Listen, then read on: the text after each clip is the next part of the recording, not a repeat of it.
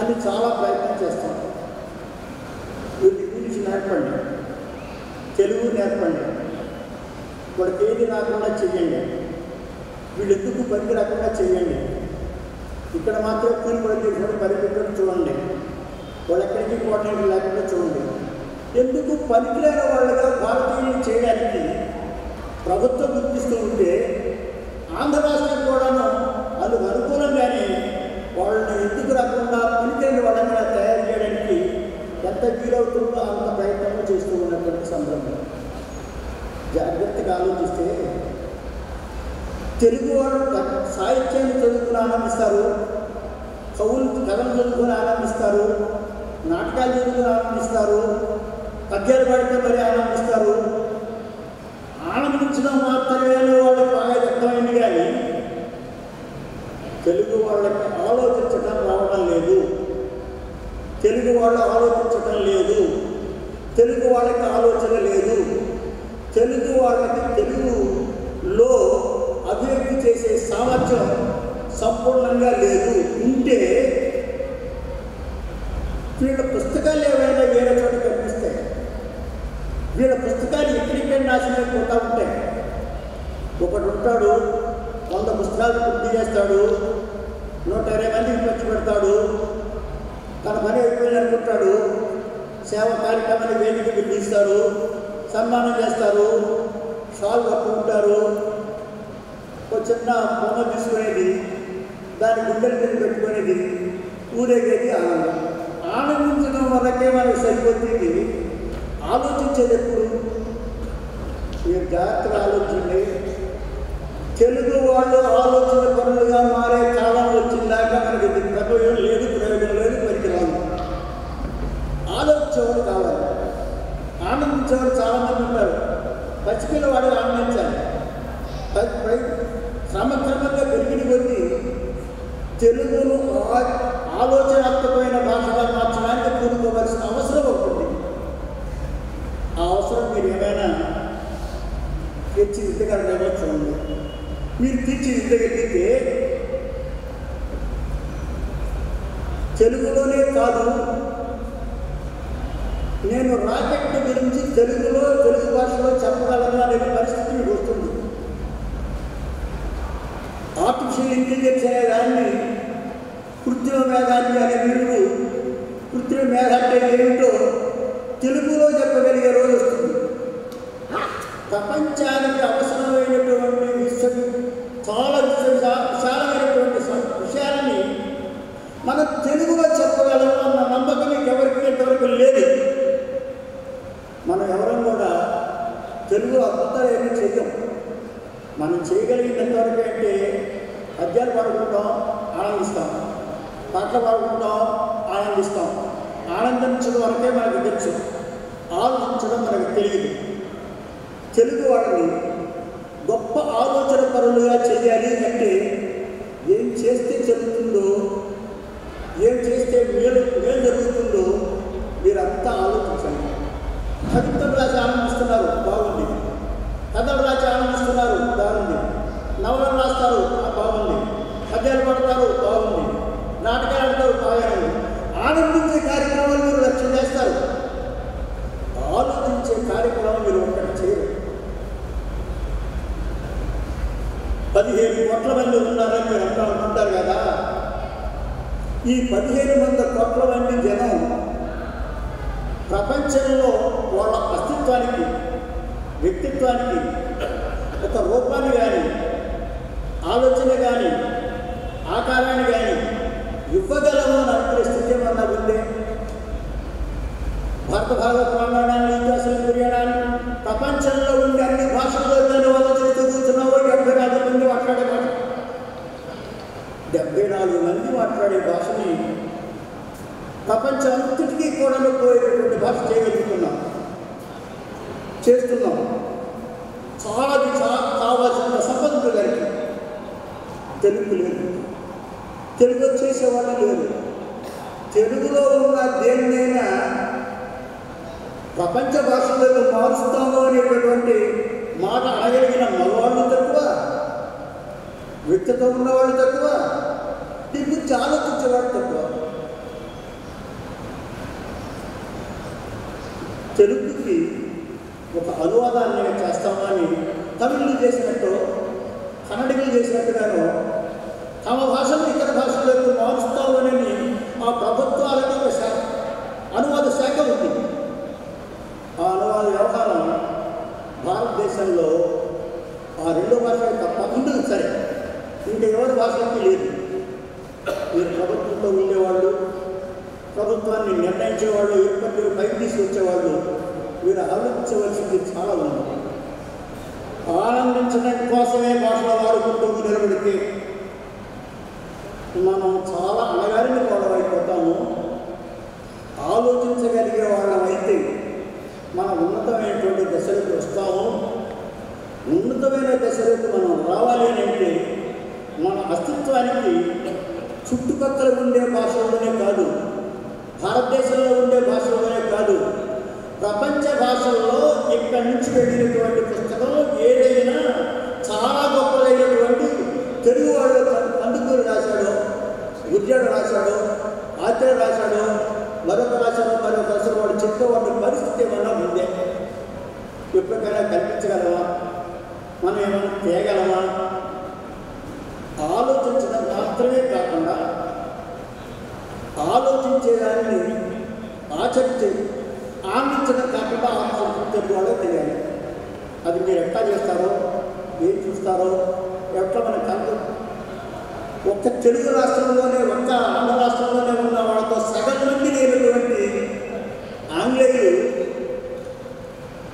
ప్రపంచ భాషలన్నింటినీ కూడా శాసించే స్థాయికి వస్తే వాళ్ళ వ్యక్తిత్వంలోని శక్తి ఏమిటో చెప్పండి, మన వ్యక్తిత్వంలో ఉన్నటువంటి శక్తికి లేని ఏమిటో చెప్పండి. సంస్కృతాన్ని బాగా ప్రోత్సహించేటటువంటి ప్రభుత్వం ఉంటే భారతదేశంలోనే ఉండే 24 భాషలు కూడాను నిస్సత్తుగా ఉండడం, అందులో మరీ నీరసంగా నచ్చడం, దక్షిణ దేశ భాషలో ఉండడం ఏ పరిస్థితి తెలియజేస్తుందో చూడండి.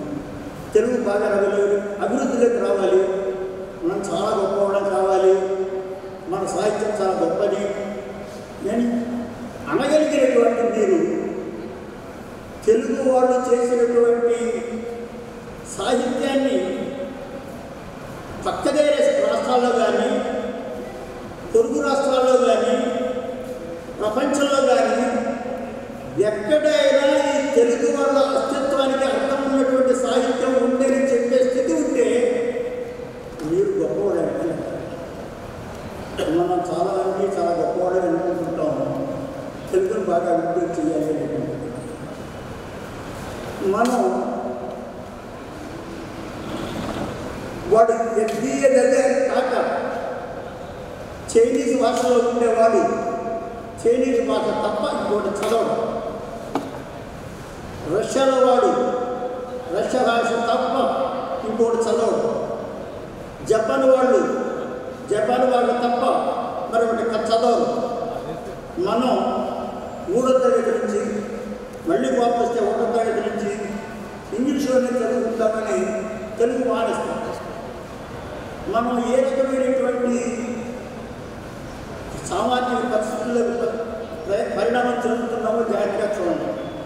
ఈ దృష్టికి ఆలోచన చేస్తే మన దేశాన్ని భాష రక్షిస్తుందనుకుంటే, ఆ భాష మనల్ని రక్షిస్తుందనుకుంటే, ఆ భాషను బాగా అభివృద్ధిలోకి తెచ్చుకోవడానికి ఒక్క మాట కనిపించడం దాకా నేను ఎక్కించి చెప్పలేను. ఆనందించడం అన్నటువంటిది గొప్పదైనటువంటి లక్షణమే. అంతకంటే గొప్ప లక్షణం ఆలోచించేటటువంటి. ఆనందించడం ప్రారంభించినటువంటి గ్రీకు నాగరికత నామరూపాలు లేకుండా కొట్టుకుపోయింది. ఆలోచించడం ప్రారంభించినటువంటి ఆంగ్లేయుల జీవన విధానం, భాషే కాదు ప్రపంచం కూడా చాలా చాలా ఉన్నతమైనటువంటి దశ వచ్చారు. ఆలోచించడం అనేది చేసినటువంటి జాతి బాగుంటుంది. ఆనందించినటువంటి గ్రీకు నాగరికతలాగా అంతరించిపోతారు. ఆనందించడం కోసం కాకుండా ఆలోచించేవాళ్ళు తెలుగు భాషను అభివృద్ధి చేయాలని, అభివృద్ధి చేయడం అంటే దీన్ని ప్రపంచంలో ఉండేవాళ్ళు అత్యద్భుతమైన కళ్ళకు అద్దుకునేటట్టుగా చేయగలగాలి. మీకు పత్రిక ఫ్యామిలీస్ మీరు ఇవాళ చదువుతుంటారు,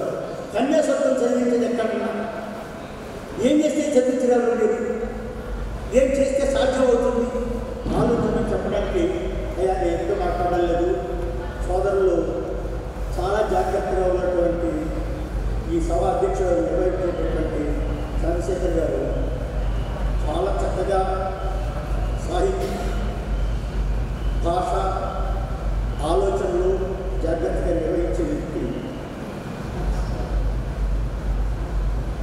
ఆలోచన పెరిగేటటువంటి పరిస్థితి చూద్దాము అని ఆలోచిస్తున్న మనిషి ఈ సభలో నన్ను కొంచెం మాట్లాడమన్నందుకు వారికి ధన్యవాదాలు తెలియజేస్తూ ఒక మాటే చెప్పి కూర్చుంటాను. ఆనందించేటటువంటి భాషగా కాకుండా ఆలోచించే భాషగా తెలుగు భారతి మనం అదృష్టవంతులు అవుతాము అని ఇది తెలియజేసుకుంటూ సెలవు తీసుకుంటున్నాను. ధన్యవాదాలు.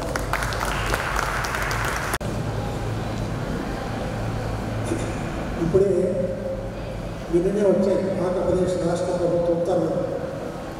మన రాష్ట్ర తెలుగు సంస్కృత అకాడమీ అధ్యక్షుడిగా ఈ నెల్లూరు చెందినటువంటి కావలి కథా రచయిత శ్రీ శరత్ చంద్ర గారిని వేదికపైకి ఆహ్వానిస్తూ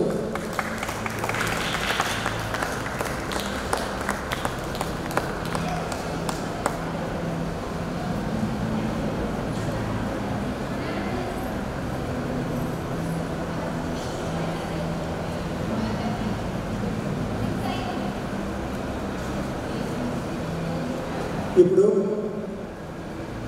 వినాయక్ మాస్టారు ఒక ముఖ్యమైన విషయం ప్రస్తావించారు మొదట్లో. ఈ క్లాసికల్ తెలుగు లాంగ్వేజెస్ అనేటువంటి కొన్ని గుర్తించింది భారత ప్రభుత్వం. తమిళులు వాళ్ళ సెంటర్ వాళ్ళు మద్రాసు పట్టిపోయారు. మీరు తల్లి మైసూరులో ఉంటే మన పూర్వ ఉపసభాపతి గౌరవ శ్రీ ముప్పవరపు వెంకయ్య నాయుడు గారు తెలుగు కేంద్రాన్ని నెల్లూరు తీసుకొచ్చారు. అయితే దాని అభివృద్ధి జరగాల్సినంతగా జరగలేదు. మొదట్లో ఒక 2 సంవత్సరాలు కొంతమంది పురస్కారాలు ఇచ్చారు, అక్కడ ఆగిపోయారు. క్లాసికల్ తెలుగు లాంగ్వేజ్ హోదా, ప్రాచీన భాష హోదా వస్తే సంవత్సరానికి 1000 కోట్లు 100 కోట్లు ఎవరు అడగకుండా ఇచ్చేస్తారని ఎవరు ఏమవుతున్నారో తెలియకుండా. దయచేసి సభకు నమస్కారం. చంద్రశేఖర్ రెడ్డి గారు చెప్పారు జనం పలచగా ఉన్నారని. దానికి 2 ఉదాహరణలు. ఒకటి, నేను రేడియోలో పనిచేశాను, మాకు ఎదుర్కొండా జనం ఉండాల్సిన అవసరం లేదు. జనం ఉన్నారని భ్రమతంలో ప్రసారాలు చేస్తుంటాను. రెండోది, హైదరాబాద్తో పోల్చుకుంటే ఇది మహాసభ కింద లెక్క. త్యాగరాయ గారి సభలో 10 మంది ఉంటే సభ, 20 మంది ఉంటే మహాసభ. అట్లాంటి ఇవాళ 3 రోజుల పాటు సుబ్బానాయుడు గారు వారి బృందం నెల్లూరు, మాది నెల్లూరులో చెప్పుకోవడానికి సందర్భంగా నేను చెప్తూ ఉన్నాను.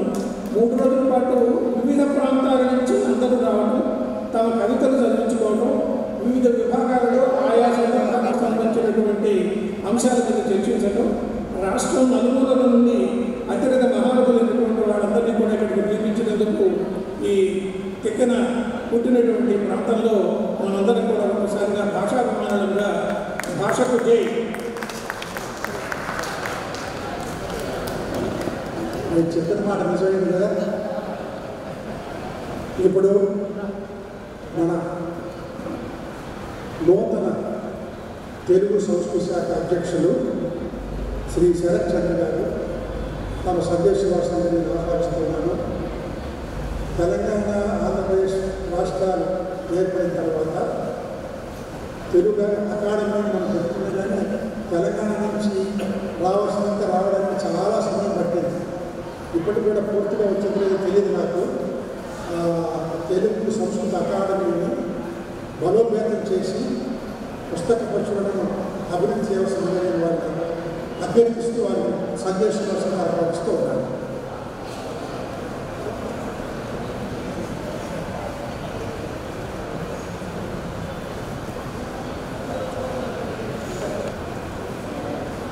సభకు నమస్కారం. నాకు బాగా గుర్తు, ఆంధ్రజ్యోతి స్టాఫ్ రిపోర్టర్గా ఎప్పుడన్నా కవర్ చేయడానికి వచ్చినప్పుడు నాకు తెలిసి ఈ ఆవరణ మొత్తం కూడా కలకలు ఆడతాడు. మరి సమయం సరిపోతాం లేకపోతే కారణం ఏంటో కానీ ఇంకా జనం రాకపోవడం కారణం నేనైతే అనుకోవడం బయట ఎండెక్కి ఉందని వచ్చుంటాను. అసలు ఒక సాహితీ సమావేశం పెట్టడానికి ప్రేమతో పాటు చాలా ధైర్యంగా ఉంది. ప్రేమ అంటే భాష మీద ప్రేమ, ధైర్యం అంటే ఆర్థిక వనరులను సమీకరించుకోవాలి. అటువంటి పరిస్థితుల్లో ఈరోజు సేవ అనే సంస్థ పేరుతో ఈ సాహితీ కార్యక్రమాన్ని మరి నిర్వహిస్తున్న సేవ అనే సంస్థ వ్యవస్థాపక అధ్యక్షులు పంచర్ల సుబ్బారాయుడు గారికి, అదేవిధంగా వేదిక మీద ఆశీనులైన పెద్దలు, ఇంకా ఆంధ్రప్రదేశ్లో తెలుగు సాహిత్యం లేదా తెలుగు భాష, తెలుగు మీద కార్యక్రమాలు మినుకుంటున్నాయంటే దానికి కారణం ఒకే ఒకరు. మరి ఆ ఒక్కడి కూడా మీకు అందరికీ తెలుసు ఎవరు?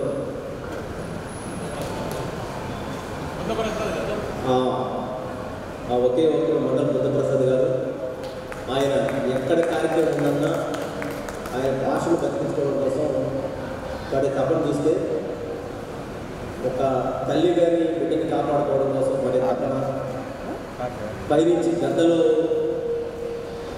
తిరుగుతున్నప్పుడు తన పిల్లల్ని కాపాడుకొని పొదుగులో దాచుకోవాలనుకున్న ఆ కోడిపెట్ట, ఆ గుడి, ఆ తల్లి హృదయం, ఇవన్నీ కనిపిస్తుంది.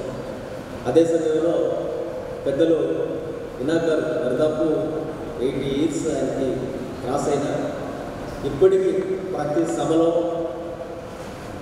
సాహిత్యాన్ని బతికించడం కోసం ఆయన పరిపూర్ణమైన సమయాన్ని కేటాయిస్తూ అత్యంత గొప్ప సందేశాన్ని మనకిస్తుంటారు వారు. అదేవిధంగా రేవూరు రామచంద్రరావు ఆయన వయసును జయించారు అనేక కథలు ఆయన చదువుతూ ఉంటాము. చాలా పత్రికల్లో కథలుగా ఖైదుల్లో వస్తూ ఉంటాయి వారు. అదేవిధంగా ఇక్కడ ఈ వేదిక పైన ఆశలైన వాళ్ళు మరి గిడుగు శాంతికృష్ణ గారు, మరి రాలేకపోయారు, కారణం నాకు తెలియదు. అదేవిధంగా పూర్ణచంద్ర గారు, అదేవిధంగా పెద్దలు మరి చంద్రశేఖర్ రెడ్డి గారి గురించి చెప్పాలంటే మరి ఎక్కడ ఒక మంచి సాహిత్యం నడిచినా ఆ సాహిత్యానికి ఒక విమర్శ అనేది చాలా అవసరం. ఒక రకంగా చెప్పాలంటే పడికట్టు కట్టడానికి ఒక భాష అవసరం, ఒక గ్రంథం అవసరం, ఒక పరామర్శ అవసరం. అటువంటి పరామర్శ చేయడానికి 100%, 150% అనేక పుస్తకాల్లో ఆయన చేస్తున్న సమీక్షలు మనకు అందరూ తెలుసు. ఇంకా తెలుగు సాహిత్యాన్ని బతికించడం కోసం ఆయన పడే తప్పన ఆచార్య రాజపాలెం చంద్రశేఖర్ రెడ్డి గారు, అదేవిధంగా సోదరులు అనేక సందర్భాల్లో నేను ఆయన దయాశిలో కూడా షేర్ చేసుకోవడం జరిగింది. మరి కోట్లూరు హరికృష్ణ గారు, రాజేంద్ర కుమార్ గారు మాకు ఉషా గ్రూప్లో ఆయన చాలా యాక్టివ్గా ఉన్నారు, చాలా పోయిటరీగా రాస్తున్నారు. అదేవిధంగా తులసి జ్యోతి గారు, అదేవిధంగా కంచెల విజయభాస్కర్, ఆయన గురించి కొద్దిమంది తెలుసో తెలియదు. ఆయన నడిచే ఎన్సైక్లోపీడియా, ఏ అంశం ఏదైనా సరే అనర్గళంగా 1 గంట 2 గంటలు ఆయన మాట్లాడగలరు. ఇటువంటి మీరందరూ నెల్లూరుకి రావడం, మరి నాకు అధికారిక జీవం వచ్చిన తర్వాత మొట్టమొదటిసారిగా నా ఊరు, నా సొంత ఊరు నెల్లూరుకి ఈ సమావేశం అటెండ్ అయ్యే అవకాశం రావడం నిజంగా చాలా సంతోషదాయకం, ఆనందదాయకంగా. ఈ అవకాశం కల్పించేందుకు కూడా సుబ్బారాయుడు గారికి కూడా నేను మరొకసారిగా ధన్యవాదాలు తెలియజేస్తున్నాను. మొన్న రోజు పెద్ద ఆయన నడిచే తెలుగు సంతకం వెంకయ్యనాయుడు గారు ఈ కార్యక్రమాన్ని ప్రారంభించడం, ఆ రోజు ఈరోజు మరి బుద్ధప్రసాద్ గారు లాంటి వారు ఈ సభలో అటెండ్ కావడం, ఇవన్నీ కూడా మనకి ఆసక్తికరమైన వాతావరణం కలిగిస్తుంది. ఈరోజు తెలుగు పత్రికలు మూత వేశారు, తెలుగు పత్రికలు మూసేశారన్న బాధతోటే నేను ఉషా అనే పక్షపత్రికని నేను ప్రారంభించాను. తర్వాత ఆర్థికపరమైన మరి వెసులుబాటు అంతగా ఉండదు కాబట్టి వీక్లీగా మొదలుపెట్టాము, మంత్లీగా మొదలుపెట్టాము. అంటే ఇవన్నీ చేయడానికి ఒక బలమైన భావోద్వేగం ఏంటంటే ఏదో ఒక రీతిలో తెలుగును బతికించుకోవడం, భావజాల వ్యాప్తి. అంటే men to men, women to men, మనం ఏం ఆలోచిస్తున్నామో ఆ ఆలోచనని మనం ప్రజల్లో తీసుకెళ్ళాలి. మొన్న ఈ వారం ఆగస్టులో వచ్చిన ఒక పత్రికలో నాది జాగృతిలో కథ వచ్చింది, ప్రతిభ పరీక్ష. ఆ కథకి దాదాపు 100 నుంచి 150 పైన సమీక్షలు వచ్చాయి. అందులో చాలామంది సీనియర్ రైటర్లు కూడా మేము కన్నీళ్ళు పెట్టేవారు కూడా రాశారు. ఎందుకంటే ప్రతి ఒక్కరికి అమ్మ ఉంటుంది, నాన్న ఉంటారు, వృద్ధాప్యంలో ప్రతి ఒక్కరు అందరూ వృద్ధులు అవుతారు. అంటే ఆ వృద్ధాప్యం వాళ్ళ అమ్మ నాన్న గుర్తొచ్చి అయ్యొచ్చు, లేకపోతే మా అమ్మ నాన్న సరిగ్గా చూసుకోలేకపోయినా కూడా అయ్యొచ్చు. అంటే ఒక హట్ వచ్చింది. ఇంతమంది బాధపడ్డారంటే కారణం ఏంటంటే సాహిత్యానికి ఉండే ఒక ప్రయోజనం. ఏదైనా సరే మన మనసుని బలంగా తెలిసిన సంఘటన కావచ్చు, భావాలు కావచ్చు, మనం అక్షరబద్ధం చేస్తే రైటర్లో అద్భుతమైన స్పందనతో పాటు ప్రజల్లో కూడా వస్తుంది. మరి ఈరోజు ఎక్కడ పెట్టినా సరే తెలుగు సాహిత్యం లేకుండా పోయింది, తెలుగు భాషగా అంతరించే దశలో. దీని నిదర్శనం ఏంటంటే ఒక 15-20 ఏళ్ళ క్రితం మా ఆవిడ 30 అంటే మా పాప ఇంగ్లీష్ చెప్పమ్మా. నాకు ఎందుకు అప్పుడే తట్టింది, మనకి తెలుగు భాష ఇంకా సంక్షోభంలో కూరుకుపోతుంది అనిపించింది. కాబట్టి 15-20 ఏళ్ళ క్రితం నేను కథ రాశాను. ఆ కథ శాస్త్రి గారి వీళ్ళమ్మ ప్రధాన పత్రికలు దాన్ని తిప్పికొట్టిన చిత్రాన్ని వెంకయ్యను ఆ కథకి 3,000 రూపాయలు బహుమతి సెకండ్ ప్రైజ్ ఇచ్చింది. ఆ కథ కాన్సెప్ట్ ఏంటంటే ఆవు మీద ఎవరైతే వాళ్ళ మనవాళ్ళు వ్యాసం రాస్తారో వాళ్ళకి ఆస్తి ఇవ్వాలనేది శాస్త్రి గారు రాసిన వీళ్ళమ్మ. ఒక్క తెలుగు పదంగా, ఒక్క ఆంగ్ల పదంగా లేకుండా మరి ఏదైతే ఆ వీళ్ళమ్మలో మీరు తెలుగులోనే వ్యాస రాయమని ఆ తాతగారు చెప్తారో అది రాయడానికి వాళ్ళకి ఒక 20 ఏళ్ళు పడుతుంది. ఆ 20 ఏళ్ళ తర్వాత మనం ఉన్నాం. అంటే ఈరోజు మనం ఏదైతే అనుకుంటున్నామో ఆ రోజు ఏదైతే భయపడ్డామో ఆ భయపడేది ఇప్పుడు జరుగుతాం. ఇప్పుడు 40+ తప్ప మన కుర్రాళ్ళు కనపడ్డాము.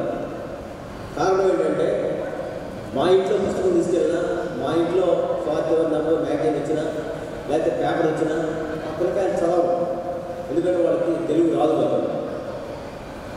అందుకని ఒకప్పుడు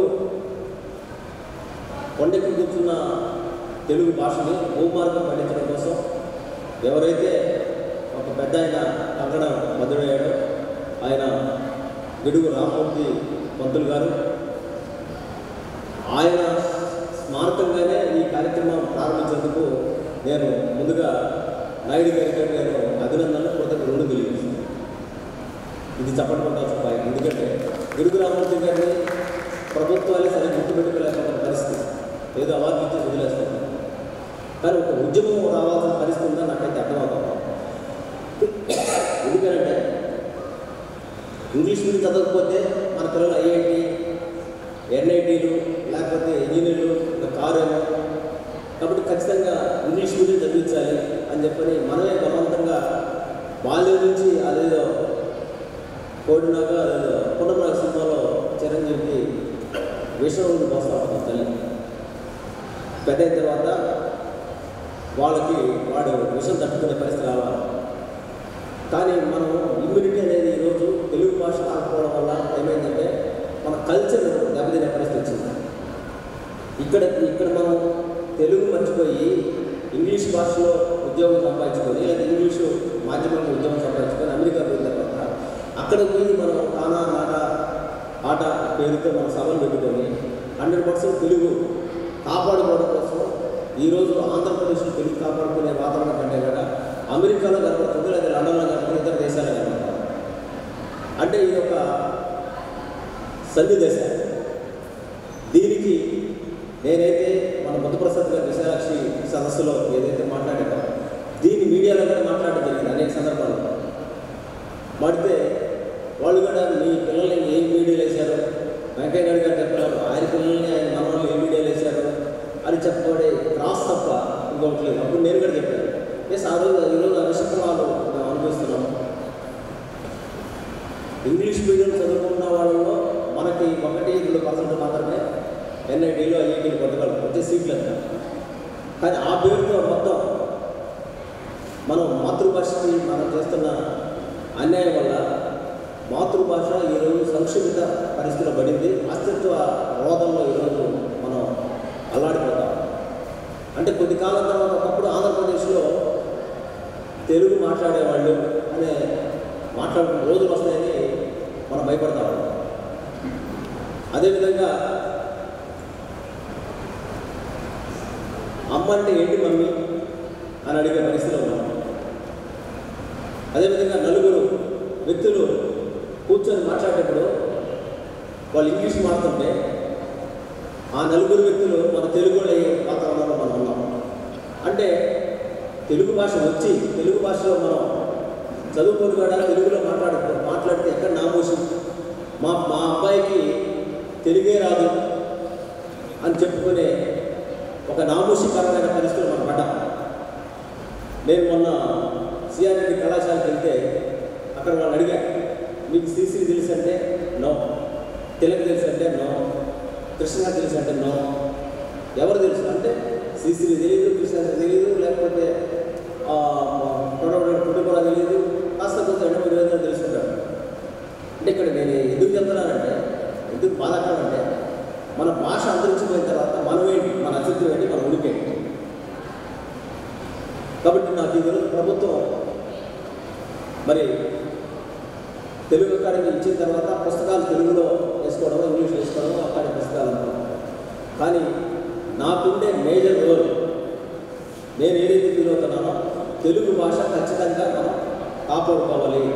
బుద్ధప్రసాద్ గారు గత సమావేశంలో చెప్పినట్టు కనీసం 5వ తరగతి వరకు ఇటు ప్రైవేట్ పాఠశాలలో కానీ ప్రభుత్వ పాఠశాలలో కానీ తెలుగు నిర్బంధంగా చదివే రోజులు రావాలని కోరుకుంటున్నాను.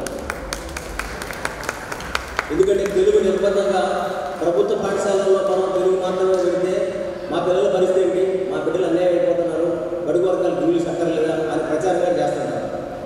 కాబట్టి ప్రభుత్వం కాదు ప్రైవేట్ కాదు మొత్తం ఈ 5వ క్లాసు వరకు కూడా ఖచ్చితంగా మాతృభాషలో విద్యాబోధన నిర్బంధంగా జరిగే వాతావరణం రావాలా.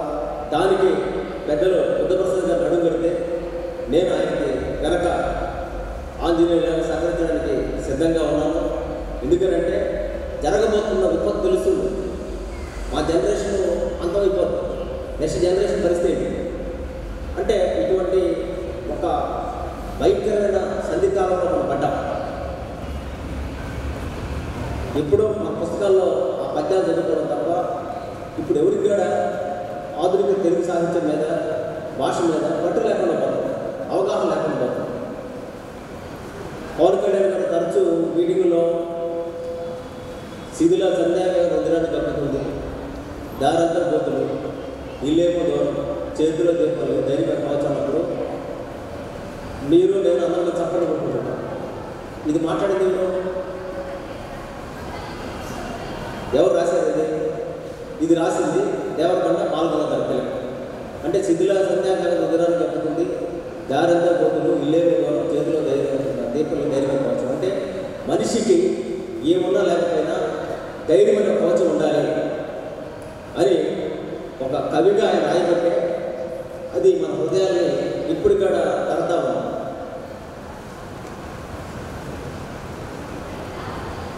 అదే తిలక్ గారు ఒక శుధార్తి నేర్చి పసిపోవడం ఉన్నంత వరకు నాకు శాంతి లేదంటే నేస్తాం ఆయన పాడుకుంటాడు, రాసుకుంటాడు, ఆత్మగీతం ఆత్మనాదం బయట. అంటే ఈరోజు తిలక్ మనం మళ్ళీ చెప్పుకుంటున్నాం. ఇన్నేళ్ళ తర్వాత కూడా తిలక్ కృష్ణాస్త్రం శ్రీశ్రీ ఇట్లా చెప్పుకుంటాం. అంటే ఇక్కడ మనకు అర్థం కావాల్సింది ఏంటంటే బలమైన భావోద్వేగాన్ని విడిచిపడడానికి భాష తప్ప ఇంకొక మార్గం లేదు. ఒక శుధార్థం నేర్చి పసుకోవడంతో నాకు శాంతి లేదు నేస్తామంటే ఒక నడిచిపోతూ ఉంటే, ఆటోలో పోతూ ఉంటే, లేదా రిక్షాలో పోతూ ఉంటే ఒక తల్లి సేవ మీద పడి ఒక బిడ్డ చనిపోయిన తన తల్లి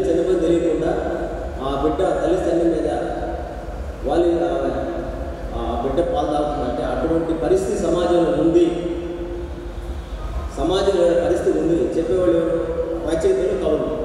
మరి వాళ్ళు రాసిన పుస్తకాలు ఎవరు చదువుతున్నారు? చదవడం దగ్గర భాష ఎక్కడ ఉంది? పూర్వబాయి లాంటి పెద్ద అద్భుతమైన కథ రాశారు, వినాక గొప్ప సాహిత్యాన్ని ఇచ్చారు. దళితులు జీవితాల్లో బాధలు వ్యతలు వెనుగడను లక్ష్యపాతం చేశారు.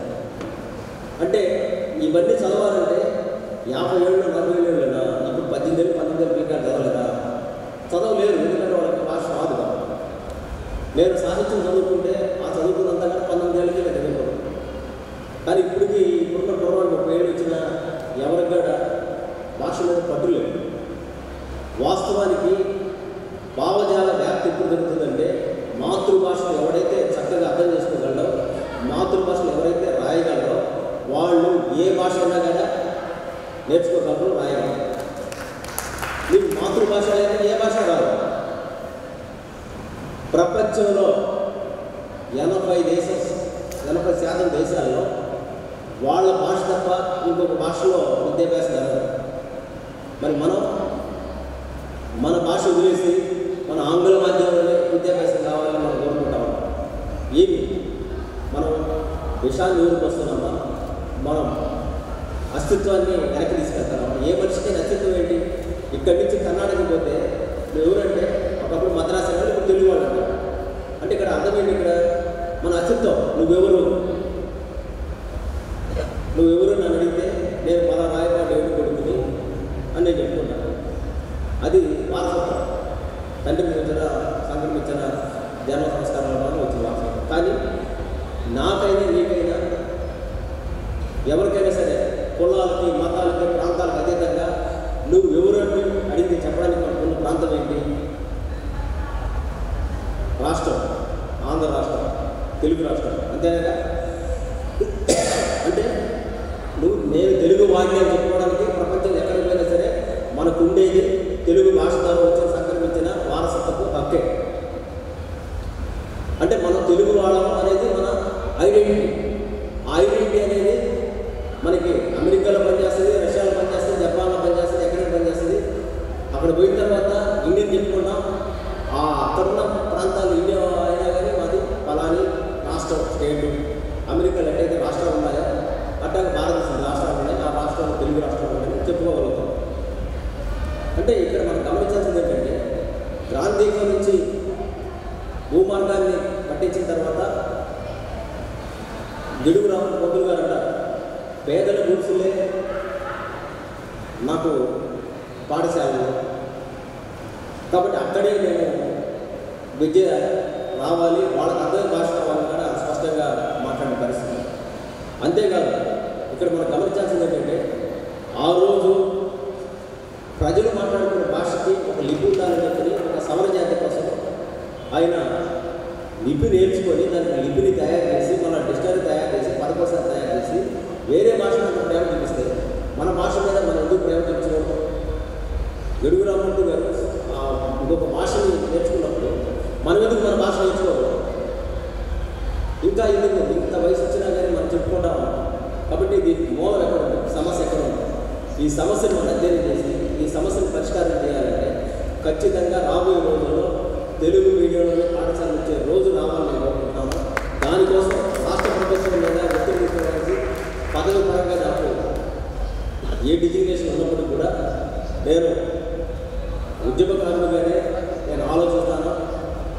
నా భాష, నా శ్వాస, నా ఆత్మ, నా అంతరంగం, ఆవిష్కరణ అంతా తెలుగే, అందులో సందేహం లేదు.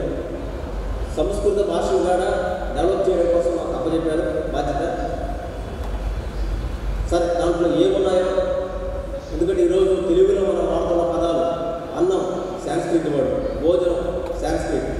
అంటే మన తెలుగు భాష ఎలాంటి సముద్రం అంటే అనేక నదీ నదాలు మొత్తం వచ్చి సముద్రంలో ఇంకినట్టు మనం రైల్వే స్టేషన్ ఇంగ్లీష్ అయినా దాన్ని వాడతాం.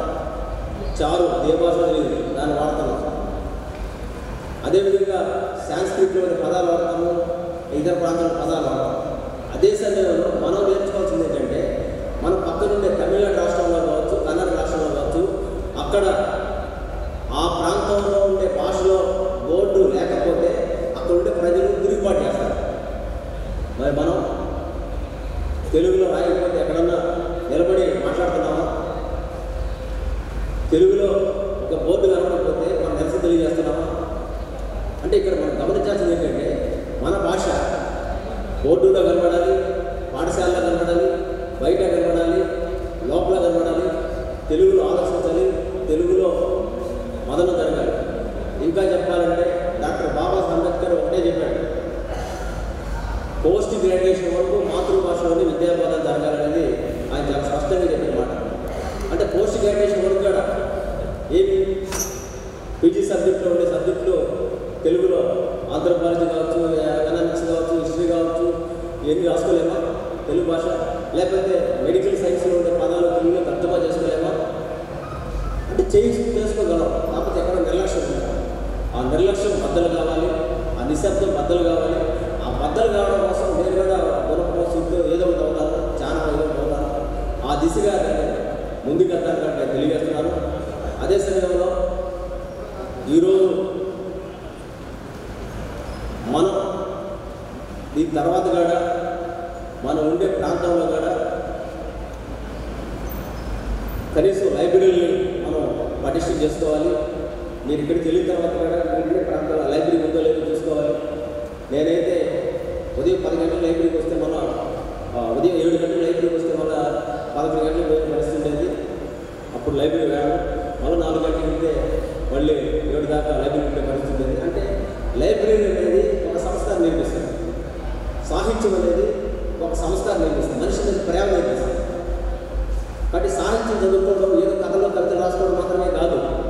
జీవితం గురించి అధ్యయనం చేయాలంటే, జీవితం అర్థం కావాలంటే సాహిత్యమే పరమావధి. ప్రతి ఒక్కరూ పుస్తకం కొనే పరిస్థితి రావాలి. పుస్తకాన్ని ఖచ్చితంగా వాళ్ళు కొనుగోలు చేసి ఆ పుస్తకాన్ని చదివితే, నేను మా మ్యాగజైన్ని ఒక్కరు కనీసం 10 మంది చదివించని చెప్పి కూడా పిలిపిస్తే రైటర్లే 10 మంది తీసుకోవడం ఆ పీడిఎఫ్ వచ్చేస్తారు అనుకుంటాం. అది కరెక్ట్గా ఒక సినిమాకి 500 రూపాయలు అవుతాయి టికెట్. ఒక మ్యాగజైన్ కొనుక్కుంటే 100 రోజులు మీకు చదవాలి. వస్తుంది సాహిత్యాన్ని బతికించాలి. మన నాకు నవీ పూజ చేసిన తర్వాత సార్ రాధాకృష్ణ గారితో మాట్లాడారు. ఏంటి సార్ నవీ పూజ చేశారంటే ఎవరు చదువుతున్నారు వర్షం గారు చదవడం లేదు అంటే బాధ. సరే దానికి ముందే ఈనాడు పత్రికలు ఇవన్నీ మూతపడ్డారు. అంటే లాభసాటిగా మనం చూసుకున్నప్పుడు ఖచ్చితంగా నష్టమే. రామజోగి గారు 11 రోజుల్లో బాలభారతి పేరుతో తెలుగు వెలుగు పేరుతో పుస్తకాలు నడిపారు. అందుకే నేనేమన్నానంటే పెద్దలకి లైబ్రరీలో బుక్స్ వెళ్ళేలాగా మనందరం పద్యాల్సిన అవసరం ఉంది. అదే సమయంలో ఏదైతే భాషని మనం సంస్కరించుకుంటూ నెక్స్ట్ జనరేషన్ మనం పికప్ చేయాల్సిన అవసరం ఉంది. ఒక వరాత్రి పరుగులాగా ఒకరు వెలుగుతున్న తాగడం పెట్టుకుంటూ ఒకరు అందించుకుంటూ పోతారు. అట్లా మనం నెక్స్ట్ జనరేషన్ అందించాలి. శరత్ చంద్ర గారికి ధన్యవాదాలు చెప్తూ ఇప్పుడు శ్రీమతి తులసి జ్యోతి గారు ఆంధ్రప్రదేశ్ ఆదర్శ పాఠశాల ప్రిన్సిపాల్ గారిని సందేశించాల్సింది కోరుతున్నాను. పెద్దలకు, సభ ముందు ఉన్న పెద్దలకు అందరికీ మనస్ఫూర్తిగా నమస్కారం అండి. నా పేరు Tulasi Jyothi, principal AP model school Venkatagiri. నేను అలా చెప్పుకుంటాం కన్నా ఇక్కడ కంచర్ల సుబ్బానాయుడు గారి శ్రీమతిగా ఇక్కడ నేను ఉన్నానని చెప్పుకోవడానికి చాలా గర్వపడుతున్నానండి. సో నేను ఎక్కువసేపు మాట్లాడను, జస్ట్ అన్నట్టండి. కొన్ని విషయాలు నా మనసులో ఉన్న మాటలు పెద్దల మీద పెట్టదలుచుకున్నారు. ఇక్కడ తెలుగు గురించి ఇంత చక్కగా ఇంతమంది ఎన్నో విషయాలు చెప్పారు, మాట్లాడారు. ఎంతోమంది కవులు, కవయిత్రులు, రచయితలు ఎంతోమంది ఈ 3 రోజులు ఇక్కడికి రావటము, వాళ్ళ కవితల్ని వాళ్ళ రచనల్ని ఇక్కడ చెప్పి వాళ్ళ గురించి చెప్పుకుంటాం అనేది మనం విన్నాం. ఈ 3 days చాలా చక్కగా జరిగింది. ఇక్కడ ఒక విషయం మనం గమనించాలి. మనం వచ్చామా, మన పని చూసుకున్నామా, వెళ్ళిపోయామా అన్న దాంట్లోనే ఉంటున్నారు. ఇంకొక విషయం ఏంటంటే ఇక్కడికి వచ్చిన మాట్లాడిన ప్రతి ఒక్కళ్ళు చాలామంది నియర్లీ 70 to 80% టీచర్స్ అండి. టీచర్సే ఇక్కడికి వచ్చి మాట్లాడారు. వాళ్ళు అంత చక్కగా రాసుకున్నారు, కవితలు రాసుకున్నారు, కథలు రాసుకున్నారు, ఎంతో చక్కగా రాసుకున్నారు. వాళ్ళు ఎంతమంది పిల్లల్ని అలా తయారు చేస్తున్నారు అనేది మనం ప్రశ్నించుకోవాల్సిన అవసరం ఒక టీచర్ కనీసం ఒక్కళ్ళు తయారు చేసిన ఎంతోమంది గొప్ప రచయితలుగా తయారవుతారు. ఈ రోజున నేను ఒక ప్రిన్సిపల్ అండి, నేను ఎందుకు మాట్లాడుతున్నాను ఇలాగా అంటే, నేను ఒక ప్రిన్సిపల్, ఒక స్కూల్ నా చేతిలో ఉంది. నా దగ్గర తెలుగు ఉపాధ్యాయులు 3 ఉన్నారు. ఆ 3 ఉపాధ్యాయులు తెలుగుని ప్రోత్సహించి పిల్లల్లోని ఆ క్రియేటివిటీని డెవలప్ చేస్తే ఎంత బాగుంటుంది అని నేను ఇన్ని సంవత్సరాలుగా తప్పపడ్డాను. నా దగ్గర నుంచి I could not bring out writers, Telugu writers from myself, and I can say ఇది నా ఫెయిల్యూర్ అని చెప్పాను. సో ఎందుకు జరుగుతుంది ఇలాగా? ఎంతసేపటికి మనం బాగుంటే చాలు, మనం గుర్తింపు పొందితే చాలు అన్న ధోరణిలోనే చాలా వరకు జరుగుతున్నాయి. అందులో నుంచి బయటికి వచ్చి ఇది మనది, మన తెలుగు, మనం రక్షించుకోవాలి, దీన్ని మనం ప్రోత్సహించాలి అని ప్రతి ఒక్కళ్ళు అనుకొని మనలో ఉన్న టాలెంట్స్ని మన పిల్లలకి కొంచెం వాళ్ళకి వచ్చేటట్టుగా చేస్తే చాలా బాగుంటుందని ఈ సభాపూర్వకంగా నేను మాట్లాడుతున్నానండి. ఇక్కడ ఒక విషయం అండి, నాకు నా వృత్తి ప్రాణం, మా శ్రీవారికి తెలుగు అంటే ప్రాణం అండి. మాకు ఈ 2 తప్పితే ఇంకొక అలగేషన్ కానీ ఇంకొక పని కానీ ఏది లేదు. ఆయన ఈ 3 రోజుల కార్యక్రమం చేయడం కోసం దగ్గర 3 నెలల నుంచి నిద్రపోకుండా శ్రమిస్తూ ఉన్నారు. ఆయన ప్రతి ఒక్కరిని కోఆర్డినేట్ చేసుకుంటా ప్రతిరోజు రాత్రి 10-10:30 వరకు ఎలా చేస్తే బాగుంటుంది, ఏది ఎలా ప్లాన్ చేయాలి అనేసి చాలా చాలా కష్టపడి 3 నెలలు కష్టపడితే ఈ 3 రోజుల కార్యక్రమం అండి ఇది. సో కానీ 2 రోజులు చాలా బాగా జరిగింది. ఇవాళ కొంచెం జనం తక్కువ అవడంతో కొంచెం లెక్క of disappointment. So but very happy, చాలా చాలా సంతోషం అండి. మా శ్రీవారికి నేను ఏదో చిన్న సపోర్ట్ అంతే. తెలుగు అంటే నాకు ఇష్టము, కానీ ఒక విషయం ఇక్కడ మీ అందరికీ చెప్పదలుచుకున్నాను. తెలుగులో మాట్లాడటం అంటే నాకు చాలా భయం. తెలుగులో మాట్లాడటం నేర్చుకుందే మా వారి దగ్గర. నేను మొదటిసారిగా తెలుగులో ప్రసంగించింది మా స్కూల్లో ఆయన రాసిన స్పీచ్ చూసి ఆ రోజు నుంచి నేను తెలుగులో మాట్లాడాలి అన్న ఉద్దేశంతో ఆ స్ట్రాంగ్ డిటర్మినేషన్తో నేను తెలుగు నేర్చుకొని ఈ రోజున పేపర్ చూడకుండా తెలుగులో మాట్లాడుతున్నాను. దాట్ క్రెడిట్, ఆ క్రెడిట్ కూడా అంతా మా శ్రీవారికే. So thank you very much అండి. పెద్దలందరూ నాకు చిన్న అవకాశాన్ని ఇచ్చినందుకు. అందరం కలిసి తెలుగుని బ్రతికిద్దాము, తెలుగుని పిల్లల్లోని ఆ తెలుగు పట్ల ఇంట్రెస్ట్ని క్రియేట్ చేసి వాళ్ళల్లో ఒక రైటర్స్ని మనం డెవలప్ చేస్తే చాలా చాలా బాగుంటుంది. సో ప్రతి ఒక్కరు ఇక్కడ చాలామంది పిల్లలు కూడా ఉన్నారు, ఆడపిల్లలు కూర్చొని వింటున్నారు. అమ్మ తెలుగు గురించి మీరు ఈ 3 రోజులు చాలా విషయాలు తెలుసుకొని ఉంటారు. ఆ తెలుగు పట్ల ఇంట్రెస్ట్ డెవలప్ చేసుకొని తెలుగులో మంచి మంచి రచనలు, పోయిట్స్ మీరు రాస్తే బాగుంటుందని కోరుకుంటూ సెలవు తీసుకుంటున్నాను. Thank you very much. అందరికీ నమస్తే. ముందుగా ఇది నేను లోపలికి వెళ్తే మిస్ అవుతానని చెప్పి ముందే చెప్పేస్తున్నాను. సుబ్బరాయుడు గారికి పాదాభివందనం. ఆయన సాధపచార్య గారు చెప్పారు, 3 నెలలు కష్టపడితే ఈ 3 రోజుల కార్యక్రమాన్ని ఆయన సిద్ధం చేసి ప్రతిరోజు అందరినీ ఫాలో చేస్తూ తెలుగు భాషకు సంబంధించి, తెలుగు జాతికి సంబంధించి పాదాభివందనం. నాకు కొలకలూరి ఇలాకాలంటే గురుభావం. ఆయనతో ప్రత్యక్ష పరిచయం లేకపోయినా ఆయన ముందు కూర్చున్నారు. సార్ నమస్కారం. అనంతరావు గారు సుపరిచితులు, పెద్దలు, ఆయన ఆశీస్సులు నాకు ఎప్పుడూ ఉంటాయి. లండన్ బుద్ధప్రసాద్ గారు చాలాసార్లు చాలా సభల్లో ఆయనతో కలిసి పాల్గొనే అవకాశం నాకు దక్కింది. ఆయనకు నమస్సులు. మిగతా అందరూ పెద్దలు, అందరికీ నా అభివాదాలు. తెలుగు భాష గురించి దాన్ని ఎలా కాపాడుకోవాలి, దానికి కాపాడుకోవడానికి ఏం చేయాలి అని మనం ఇప్పుడు చాలా ఏళ్ళుగా ఇప్పుడు కూడా చాలా కార్యక్రమాలు ప్రభుత్వ పరంగా, ప్రజల పరంగా, సాహితీ సంస్థల పరంగా జరుగుతున్నాయి. నేను ఈ సందర్భంగా కొంచెం చదువు తీసుకొని నేను తెలుగు భాషకు సంబంధించిన ప్రభుత్వ హోదాలో ఉన్నవాళ్ళు ఉన్నారు. మంత్రిగా ఉపసభాపతిగా చేసిన ఎమ్మెల్యే బుద్ధప్రసాద్ గారు ఉన్నారు కాబట్టి నేను ఒక సూచన చేయదలుచుకున్నాను. ఆంధ్ర రాష్ట్రంలో ఎప్పుడు ఎక్కడ ఏ సందర్భం ఏ తెలుగు భాషా కార్యక్రమం జరిగినా ఆ స్టేజ్ మీద ఒక ఫోటో ఉండి తీరాలి. ఉంచడం లేదు, వాళ్ళు ఎక్కడ చేయడం ఉండి తీరాలి.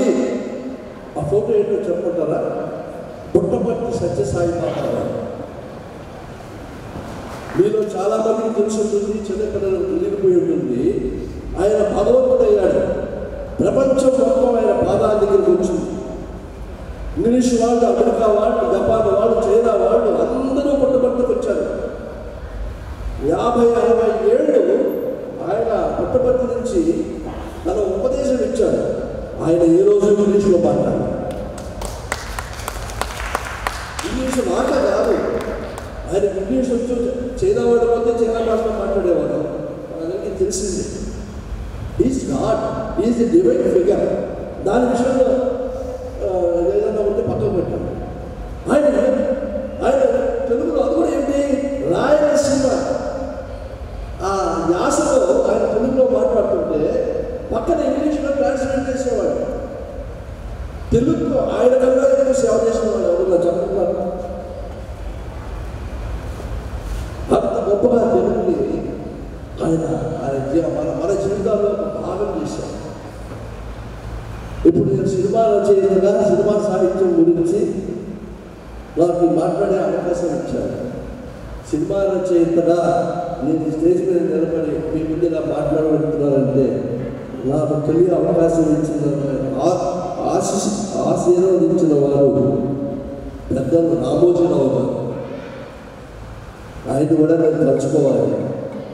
ఆయన పేపర్ పరంగా, తన మ్యాగజైన్స్ పరంగా తెలుగుకు ఎంత సేవ చేశారో పెద్దలు కూడా చెప్పారు. సినిమా రచయితగా వస్తే నేను వెళ్ళి కథ చెప్తాను. నేను ప్రొడ్యూసర్కి తెలుగులో చెప్తాను.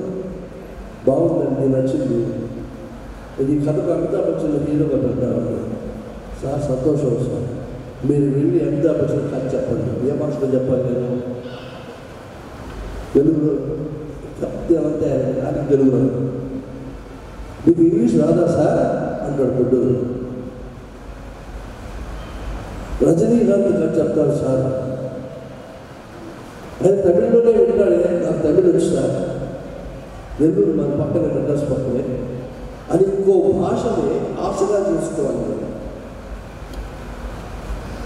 నేను కొంచెం నిర్మోహంగా సూటిగా చెప్తాను, అడుగు మాట్లాడుతున్నాను. హైదరాబాద్లో ఉన్న వాళ్ళందరికీ తెలుసు, అడుగడుగుకి ఒక కాన్వెంట్ ఉంటుంది. హైదరాబాద్లో కార్పొరేట్ కాన్వెంట్, అడుగడుగుకి ఒక కార్పొరేట్ స్కూల్ ఉంటుంది. నాకు తెలియక అడుగుతున్నాను, ఆ కార్పొరేట్ కాన్వెంట్లలో, స్కూల్లో, కాలేజీల్లో తెలుగు మీడియం ఉందా అండి? ఉంటుందా? వదిలిపెట్టాను. అక్కడ నా కొడుకుని నేను చిన్నపిల్లవాడిని కాన్వెంట్లో ఎల్కేజీలో చేర్చడానికి నా పిల్లవాడిని తీసుకెళ్తే వాళ్ళు ఇంటర్వ్యూ చేస్తారు, నన్ను ఇంటర్వ్యూ చేస్తారు. తెలుగులో చేస్తారా? ఇంగ్లీష్లో మాట్లాడాలి. నాకు ఇంగ్లీష్ రాదు సార్. మా అబ్బాయికి సరే ఎలాగో రాదు, చదువుకుంటాడు, నాకు రాస్తాను అనుకో, రిజెక్టెడ్. నీకే ఇంగ్లీష్ రాదు, నీ కొడుకు ఏమో చేస్తావు. నా పనికి వచ్చా నాకు రాస్తా, ఇంకేంటి వీధి పళ్ళు చేయించండి అని చెప్పకుండా చెప్తాను. ఇప్పుడు నేను ఒక లేబర్ ఉన్నాను, నా భార్య లేబర్. నాకు ఒక 4 ఏళ్ళ కొడుకు పుట్టాడు. నెక్స్ట్ ఇయర్ వాడు 5 ఏళ్ళు, వాడి స్కూల్లో చేర్చాలి. నా భార్య నా దగ్గరికి వచ్చి లిస్ట్ ఇస్తుంది. ముందు ఊళ్ళో ఉన్న పబ్లిక్ కాన్వెంట్ లిస్టులన్నీ ఇస్తుంది. ఇది భలే ఉందండి, అది భలే ఉందండి అంటుంది.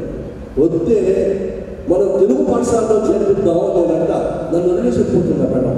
పిల్లలు తీసుకుని వెళ్ళిపోతుంది. నాతో కాబట్టి కాదు.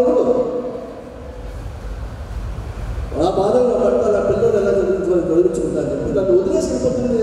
నేను మాటగా చెప్పండి, ఇది వాస్తవం. ఇవన్నీ వాస్తవాలండి. వాస్తవాలు కూడా మాట్లాడుకోవాలి. థియరిటికల్గా ఉండిపోయి కార్యక్రమాలు చేద్దామనుకుంటే వాడు చంద్రబాబు నాయుడు గారు 95 నుంచి చేస్తున్నాడు, తెలంగాణలో చేస్తున్నారు. కేసీఆర్ తెలుగు భాషని ఎంత ప్రేమిస్తాడో మనకు తెలుసు. ఆయన తెలుగులో ఎంఏ చేశారు, తెలుగు భాష అంత గొప్పగా ఆయన తెలుసు. ప్రభుత్వ పరంగా జరుగుతున్నాయి అని వాస్తవాలు కూడా మనం మాట్లాడుకోవాలి కాబట్టి నేను మాట్లాడాను. సినిమా సాహిత్యం విషయానికి వస్తే, సాహిత్యం గురించి మాట్లాడుకోవాల్సి వస్తే మన ఫ్రెండ్ నాడు నెల్లూరులో నాగేంద్రరావు కవిత రాస్తుంటాడు. నిన్ననే ఒక కవిత పంపించాడు, నన్ను నేను కౌగులించుకునే అన్నాళ్ళయింది అని. అంత మంచి భావం నాకు నచ్చింది. ప్రజాకవి జయరాజు ఉన్నాడు, శిలా నువ్వే, శిలా నువ్వే, శిల్పి నువ్వే, శిల్పం నువ్వే. అంత గొప్ప మాట, అంత గొప్ప భావం తెలుగు చెప్తున్నాడు మహానుభావుడు ప్రజాకవి. గద్దర్ గారు ఉన్నారు, సినిమా రచయితగా మాట్లాడుతున్నాను నేను. సినిమా విషయాలు చెప్పాలి కదా, నాకు అవకాశం ఇచ్చారు. గద్దర్ గారు పాటలన్నీ రాశాడు ఉదయ రిక్షా సినిమాలో. సార్కి బాగా తెలుసు, ఆయన ముందు నేను మాట్లాడుతున్నాను. అయిపోయిన తర్వాత రాసనారాయణ గారు నారాయణ గుర్తుల గురించి ఒక సిస్టర్ సెంటిమెంట్ షాప్ ఉందయ్యా, అది కూడా గద్దర్ చేత రాయించు అన్నాడు. ఈ నారాయణ గద్దర్ గుర్తుకు పోయాడు.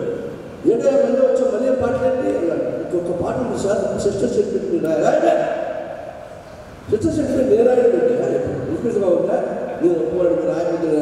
నారాయణ గోడలో వెంటబడితే ఎంత గొప్ప మాట రాశాడండి గద్దర్ గారు. నీ పాదం మీద పుట్టుపచ్చమై చెల్లెమ్మ, తోడు పుట్టిన తెలుసుకున్నాను ఏం చెల్లెమ్మ. ఇంతకన్నా చెల్లె సెంటిమెంట్ మీద ఎన్నో పాటలు ఉన్నాయి. అల్లా నీ అనురాగం, చాలా మంది చాలా రాశారు మహానుభావుడు. ఆయన రాసిన భావం ఎంత గొప్ప తెలియట్లేదు. నంది పాటిస్తే తీసుకోలే, అది వేరే విషయం. ఇప్పుడు కాసేపు సాహిత్యం అంటే భాష, శబ్దం అని మర్చిపోతే నిశ్శబ్దం కూడా సాహిత్యమే. ముఖ్యంగా సినిమా సాహిత్యంలో చాలా సందర్భాల్లో, చాలా సన్నివేశాల్లో శబ్దం కంటే నిశ్శబ్దం బలీయమైనది. ఎందుకు చెప్తున్నారంటే, శంకరాభరణం సినిమా ఉంది, 10 పేజీలు కూడా ఒక డైలాగ్ అన్నారు. ఎన్ని భావాలు, ఎన్ని ఎక్స్ప్రెషన్స్ అంటే మాటలు ఉండవు, కానీ భావ ప్రకటన లేదన్నారా. సాగర సంగమం సినిమాలో ఒక డ్యాన్స్ కాంపిటీషన్లో అవకాశం వచ్చింది. ఒక కార్డు తీసుకొచ్చి జయప్రద కమల్ హాసన్ ఇస్తుంది. వాడికి తెలియదు, చూడు కార్డు అంటే చెప్పదు. ఓ పెద్ద పెద్ద వాళ్ళు పార్టిసిపేట్ చేస్తున్నారే, పలానాడు తిప్పుతాడు. తన పేరు ఉంటుంది అక్కడ, తన ఫోటో ఉంటుంది. అతను మాట్లాడుతుంది, అతను మాట్లాడు, అతని ఎక్స్ప్రెషన్, భావ ప్రకటన, తన కన్నీళ్లతో, తన భావ ప్రకటనతో చేస్తే థియేటర్ మొత్తం అలా ఉంటుంది. వసంత పోగేలా సినిమా వచ్చింది. ఆఖరిలో శ్రీదేవి వెళ్ళిపోతుంటే రైల్వే స్టేషన్కి వచ్చిన కమల్ హాసన్ గుర్తుపట్టదు. ఆ రైల్వే ప్లాట్ఫామ్ మీద కూపుకొంతునేసి కోతిగా నటిస్తూ ఏడుస్తూ, ఎంత గొప్ప భావం ప్రకటనంటే అక్కడ భాష లేదు. ఇలాగా నిశ్శబ్దం నుంచి నిశ్శబ్దం దాకా మూకీ సినిమాతో మొదలయ్యి కీలుగుర్రం సినిమా రిలీజ్ అయినప్పుడు గుర్రం గాల్లో వెళ్తుంటే ఆశ్చర్యపోయిన ప్రేక్షకుల దగ్గర నుంచి ఇప్పటిదాకా ఎన్ని మార్పులు, ఎన్ని చేర్పులు, ఎన్ని బెటర్మెంట్స్ వచ్చాయో 2, 3, 4, 5 గంటలనే మాట్లాడగలరు. కానీ అప్పుడే ఒక మనిషి పక్కన వచ్చి నిలబడ్డాడు. సభా సమయాన్ని కూడా నేను దృష్టిలో పెట్టుకోవాలి కదా. కాబట్టి పని చేద్దాం, ఫైనల్గా పని చేద్దాం. నేను మాట్లాడుతున్నా కొంచెమైనా మీకు నచ్చుంటే నా కోసం తప్పకుండా ఉంటుంది.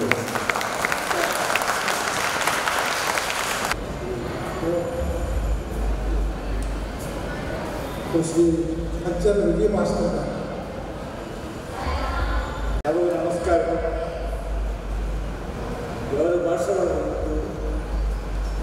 ఎవరి భాషలో పట్టాభిషేకం చేయాలనుకుంటారు. మన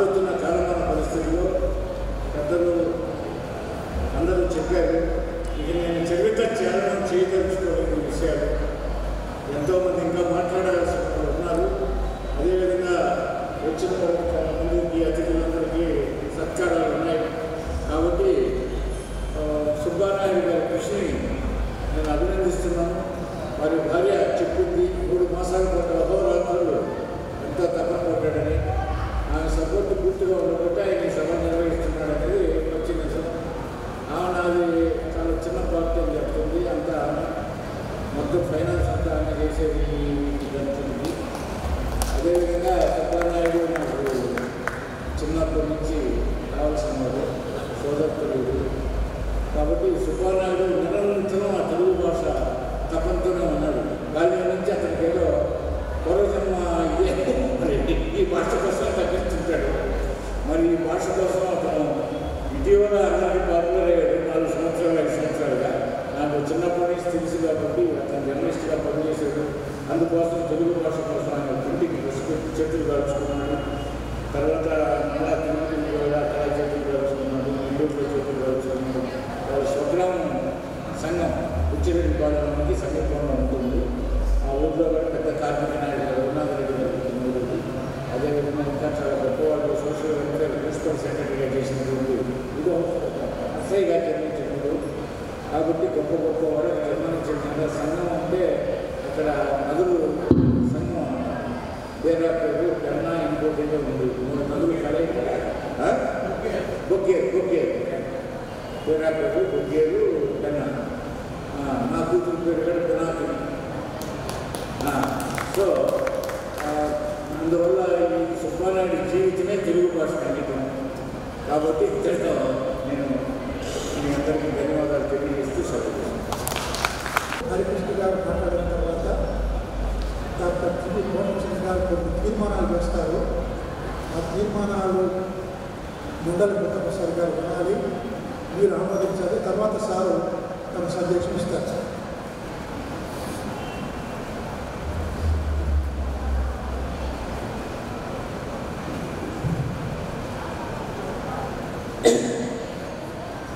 సభకు నమస్కారం. క్లుప్తంగా అన్నారు కాబట్టి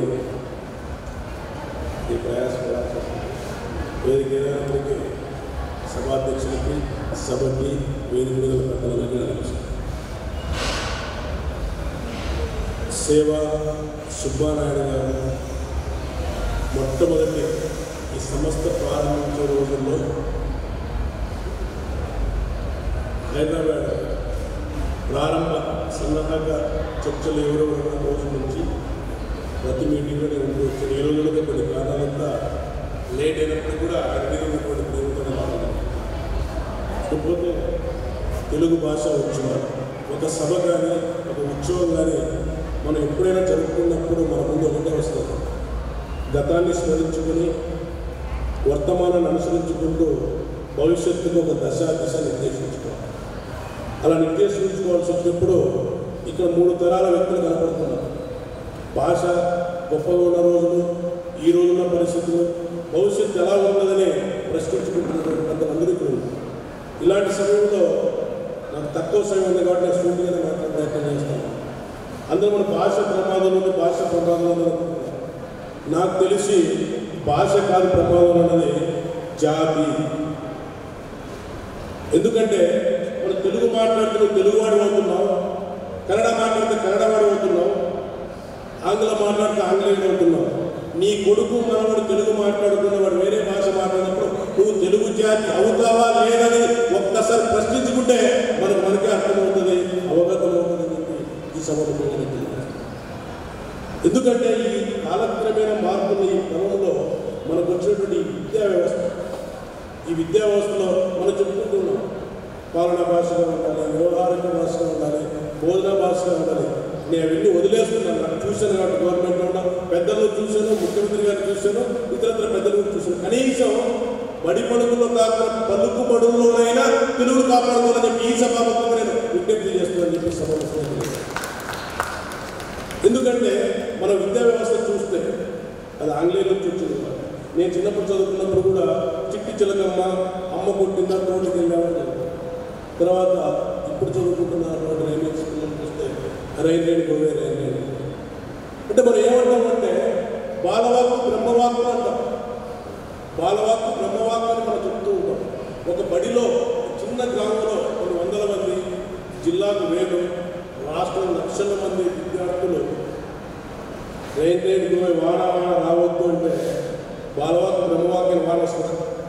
అంటే కొన్ని వందల మంది బ్రహ్మదేవుడు ఆయన ఏమంటాడు, కొడుకు మనవడు మాత్రం స్కూల్కి వెళ్ళి వాడ రావద్దంటాడు, తండ్రి మాత్రం తోటకెళ్ళి వాడ రావాలంటాడు. ఆ రెండింటి మధ్యలో తాత చూస్తూ ఏం చేయాలని వచ్చిన పరిస్థితి మనకు తెలియకుండానే మన సంస్కృతిలోకి దూరబడినటువంటి పరిస్థితిని మనం అర్థం చేసుకుంటే సంస్థాగతంగా అలాగే సంస్కృతి పరంగా మనం తీసుకోవాల్సినటువంటి నిర్ణయాలని చర్చించుకోవాలని చెప్పి సభకు తెలియజేస్తుంది.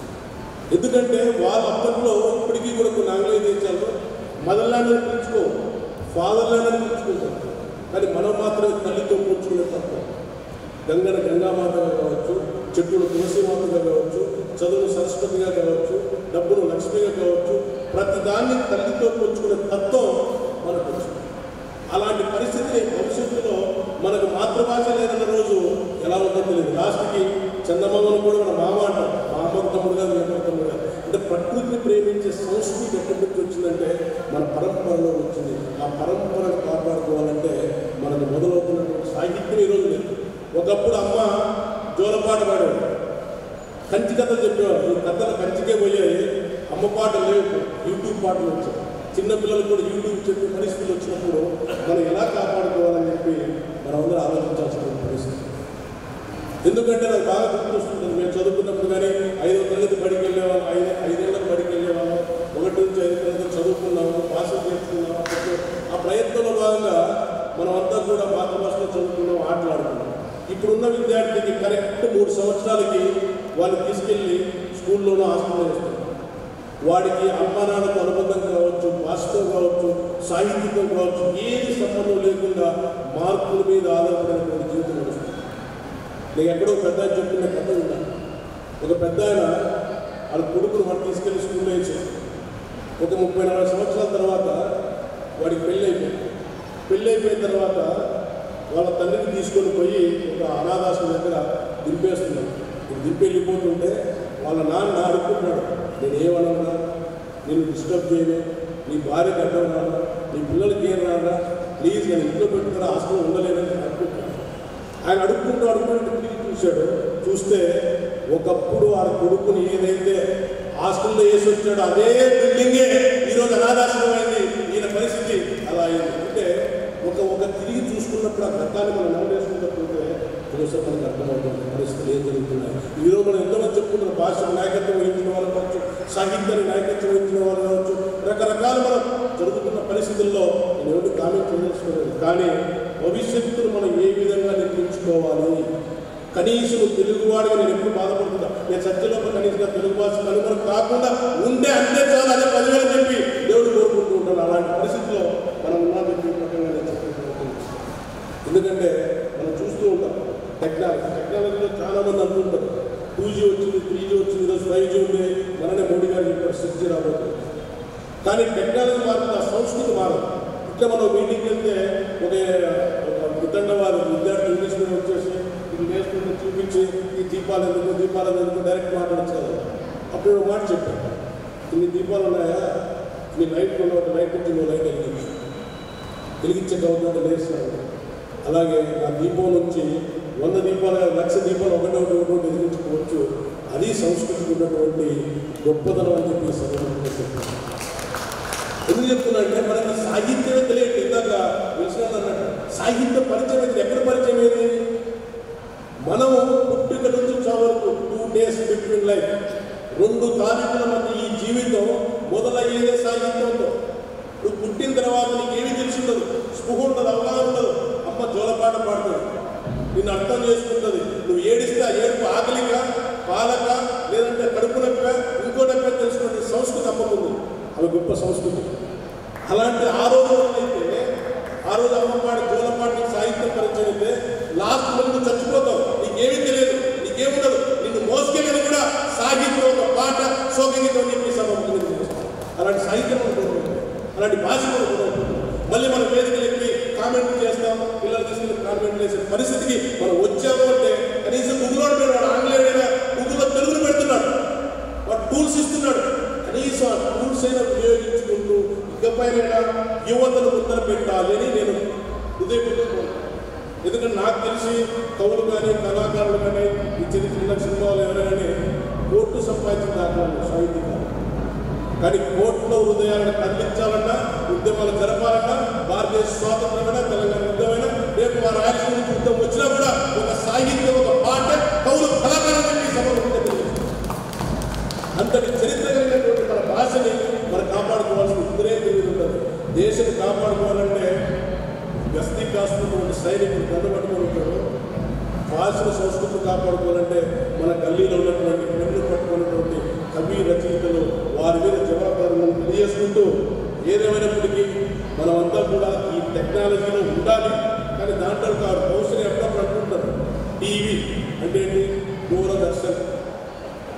నెట్ అంటే దూరదర్శన్ అంటే వాళ్ళ పేరుని దూరం పెట్టారు. దూరం కూడా దర్శించడానికి మనం ఏం చేస్తాం? దూరిపోతాం. ఇంటర్నెట్, నెట్ అంటే వాళ్ళ దాంట్లో పడిపోతాం. సెల్ అంటే అంది అంటే ఆ పేర్లు చాలా గొప్పగా పెట్టారు. అలాంటి దాటి కనీసం మనం ఇంకో పర్యాయ పదాలుగా వినియోగించుకుంటూ, మేము కర్ణాటకలో పుట్టులు వేసుకున్నాం, ప్రకాగా ప్రచురణ పెట్టాం.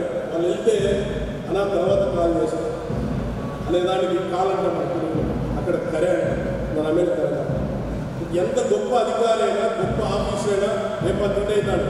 మన దగ్గర టిఫిన్ అయిందా, టిఫిన్ అనే పదాలు అంటే వాడుకలో లేనటువంటి పదాలతో మనం తయారవుతున్నాం. పరభాషనైనా చూసుకొని స్వభాషతో, స్వదేశంతో స్వాభిమానంగా మనం ప్రతిరోజు కావాలని కోరుకుంటూ, ఏదేమైనప్పటికీ మనం అందరం చూస్తుంటే నేను కానీ ఒక ప్రాణశక్తి శరీరాన్ని ఎట్లయితే నడుపుతుందో, మన ప్రాణం మీద శరీరం, దాని అవయవాలు ఏ విధంగా అయితే ఆధారపడి ఉంటాయో, అలాగే భాష మీదనే, భాష కావచ్చు, సాహిత్యం కావచ్చు, సంస్కృతి కావచ్చు, సాంప్రదాయాలు కావచ్చు, మానవ అధికారాలన్నీ కూడా ఈ భాష మీద ఆధారపడి ఉంటాయని తెలియజేసుకుంటూ, అలాంటి భాషను కాపాడుకోవడం మరొకసారి తెలియజేసుకుంటూ, ఈ సందర్భంలో అందరికీ కలిసే అవకాశం ఇచ్చినటువంటి సేవ నాయుడన్నకి, వారి కుటుంబానికి మరొకసారి ధన్యవాదాలు చేస్తున్నాను. జై హింద్, జై జగన్. చర్చకు వచ్చిన అంశాలను ఆధారంగా పెట్టుకుంటే కొన్ని తీర్మానాలు ప్రతిపాదిస్తారు. వాటిని మనం ఆమోదించాలి. తర్వాత ముఖ్య అతిథులు శ్రీ మండలి కొత్తప్రసాద్ గారు తను సందేశిస్తారు. దాంట్లో సభ ఉంటుంది. అప్పుడు దాకా అందరూ ఉండాలని విజ్ఞప్తి చేస్తూ ఉన్నారు. సార్ తీర్మానాలు కూడా ముసుగు ఒక మాటలు కాదండి.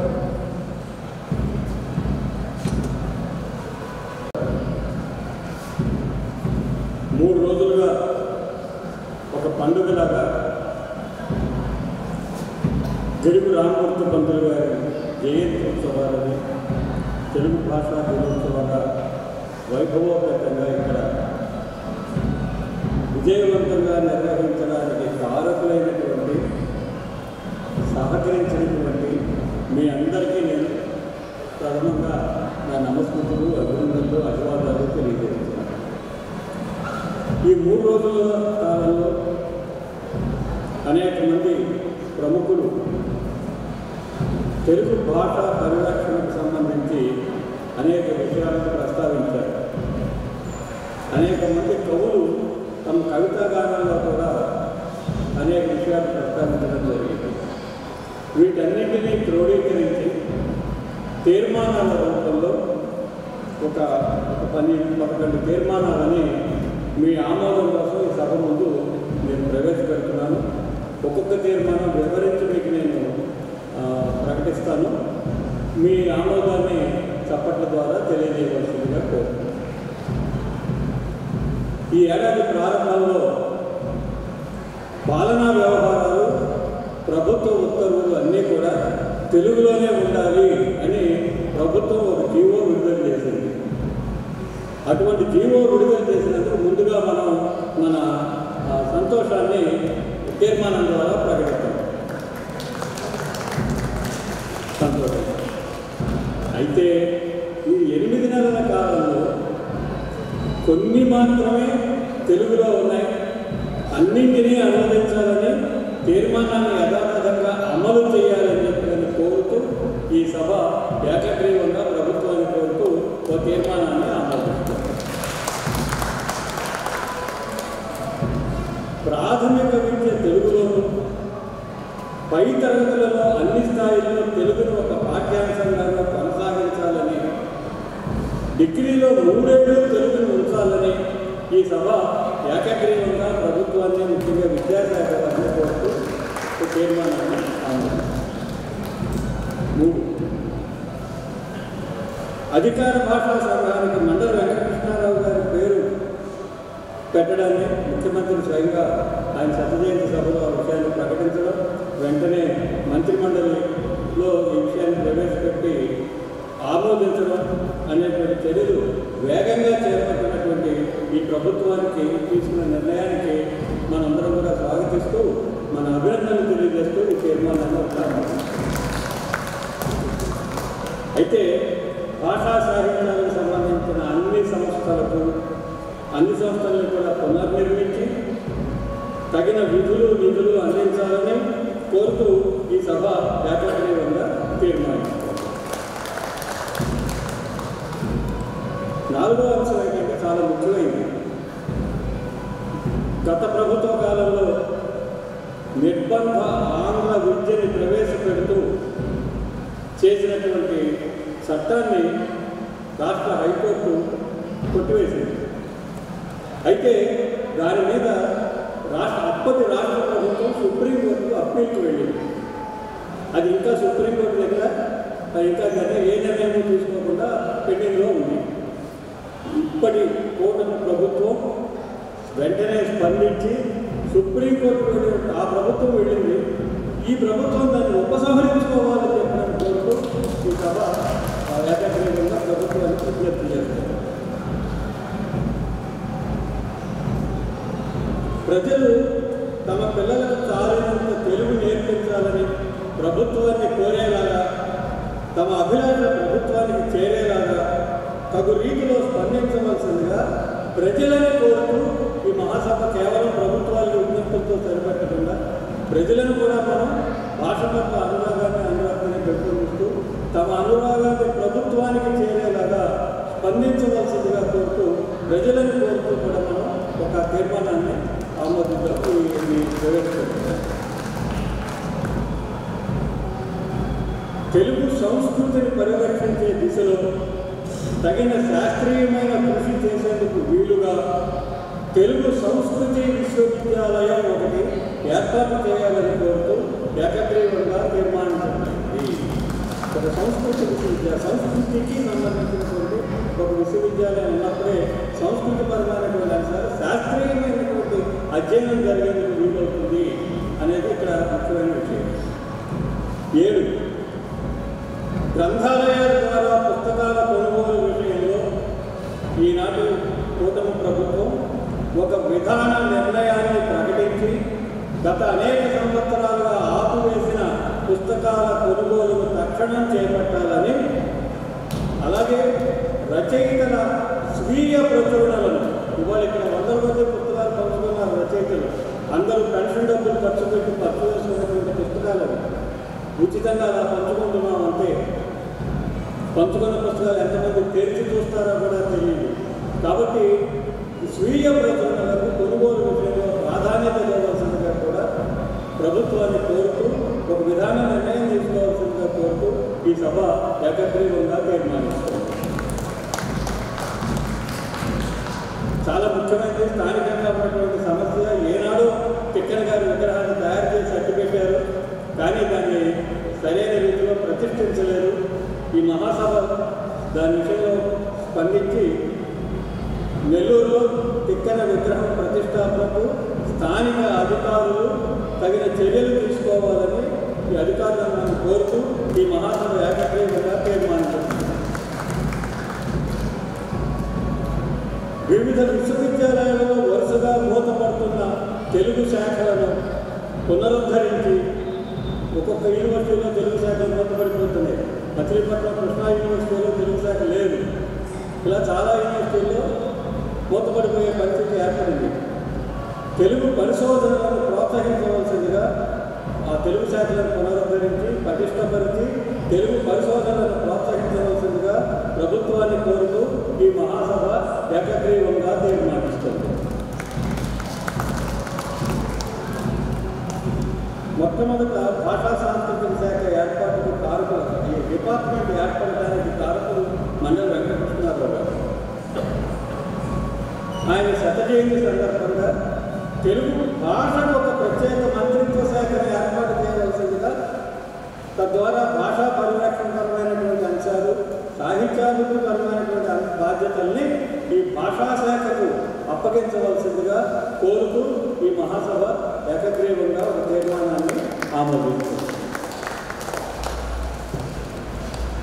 భాషా బోధన విషయంలో తెలుగుకు బదులుగా ఇతర భాషలను ఎంచుకునే విధానాన్ని ఉపసంహరించుకుని కార్పొరేట్ విద్యాసంస్థలతో సహా అన్ని విద్యాలయాల్లోనూ తెలుగు నేలపైన చదువుకునే ప్రతి విద్యార్థి తెలుగుని తప్పనిసరిగా చదువుకునే విధానాన్ని అమలు చేయాలని కోరుతూ ఈ మహాసభ ఏకగ్రీవంగా తీర్మానిస్తోంది.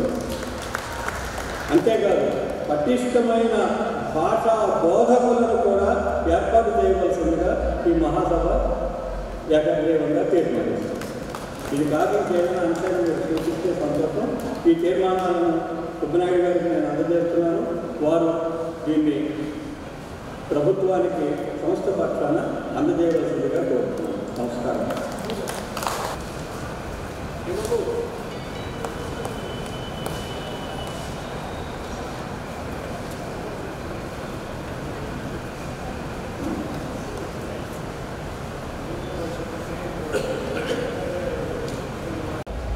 ఇందాక సార్ చెప్పారు, మండలి కృష్ణారావు గారు ఒకప్పుడు విద్యాశాఖ మంత్రి, జనగ వెంకటరావు గారు ముఖ్యమంత్రిగా ఉన్న రోజుల్లో శ్రీకృష్ణదేవరాయ విశ్వవిద్యాలయాన్ని ఆయన ప్రారంభించారు. ఆయన పేరును అధికార భాష సంఘానికి పెట్టడం చాలా సంస్థము. మండలి బుద్ధప్రసాద్ గారు ఒకప్పుడు ఆయన మన ఏదో పూర్వం ఉపసభాపతి అట్లా ఉంటుంది, కానీ అధికార భాష సంఘం కూడా అధ్యక్షులుగా పనిచేశారు మండలి బుద్ధప్రసాద్ గారు. వారిని ఈరోజు ముఖ్య అతిథి సందేశం వస్తుంది మనందరి తరఫున ఆహ్వానిస్తూ ఉన్నారు. సభాధ్యక్షుడు సుప్రసిద్ధ సాహితీవేత్త, ప్రసిద్ధ విమర్శకుడు గవర్నర్ ఆచార్య రాజపాల సెక్రటరీ గారు, తెలుగు సాహిత్యానికి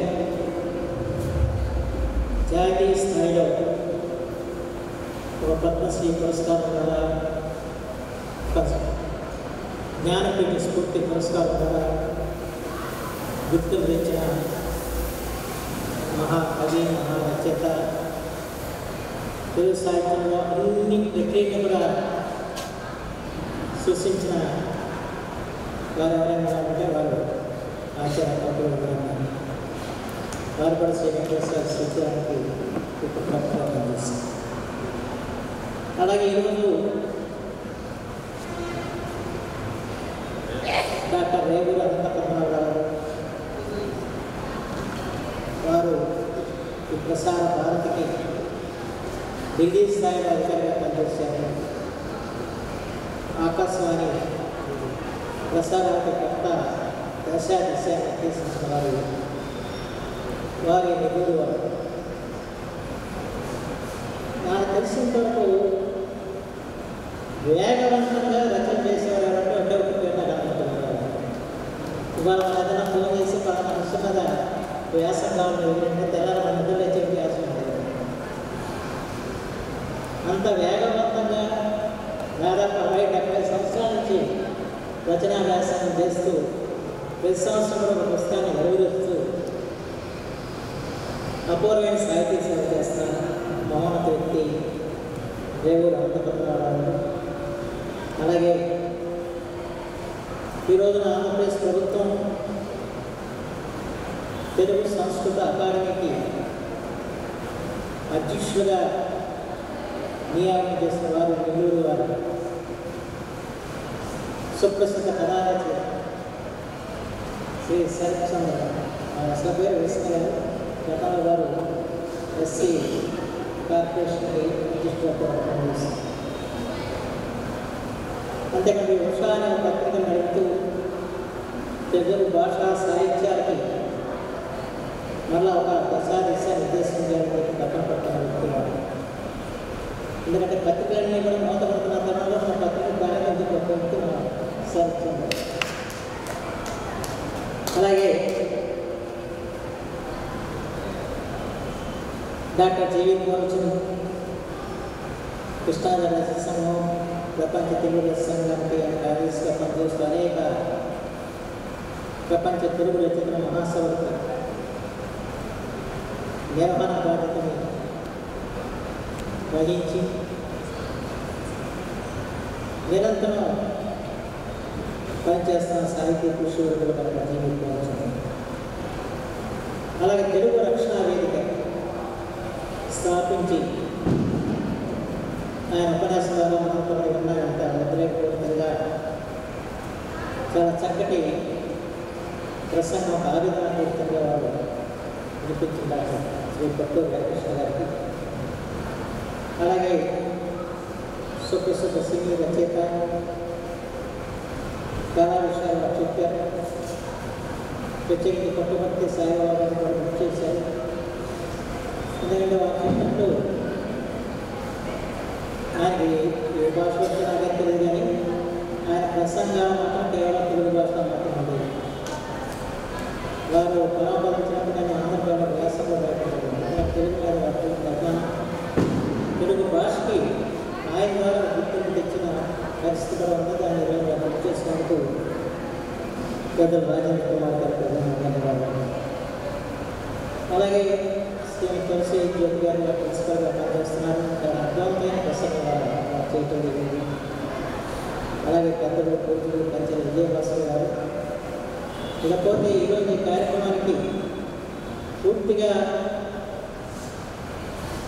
ఈ సేవా సంస్థను స్థాపించి ఎన్ని అవరోధాలు ఎదురైనా, ఎన్ని కష్టనష్టాలు ఎదురైనా వాటన్నింటినీ కూడా అధిగమిస్తూ ఈరోజు ఈ తెలుగు భాష ఉత్సవాన్ని సేవా సంస్థ ద్వారా నిర్వహించిన పంచలక్ష్మీ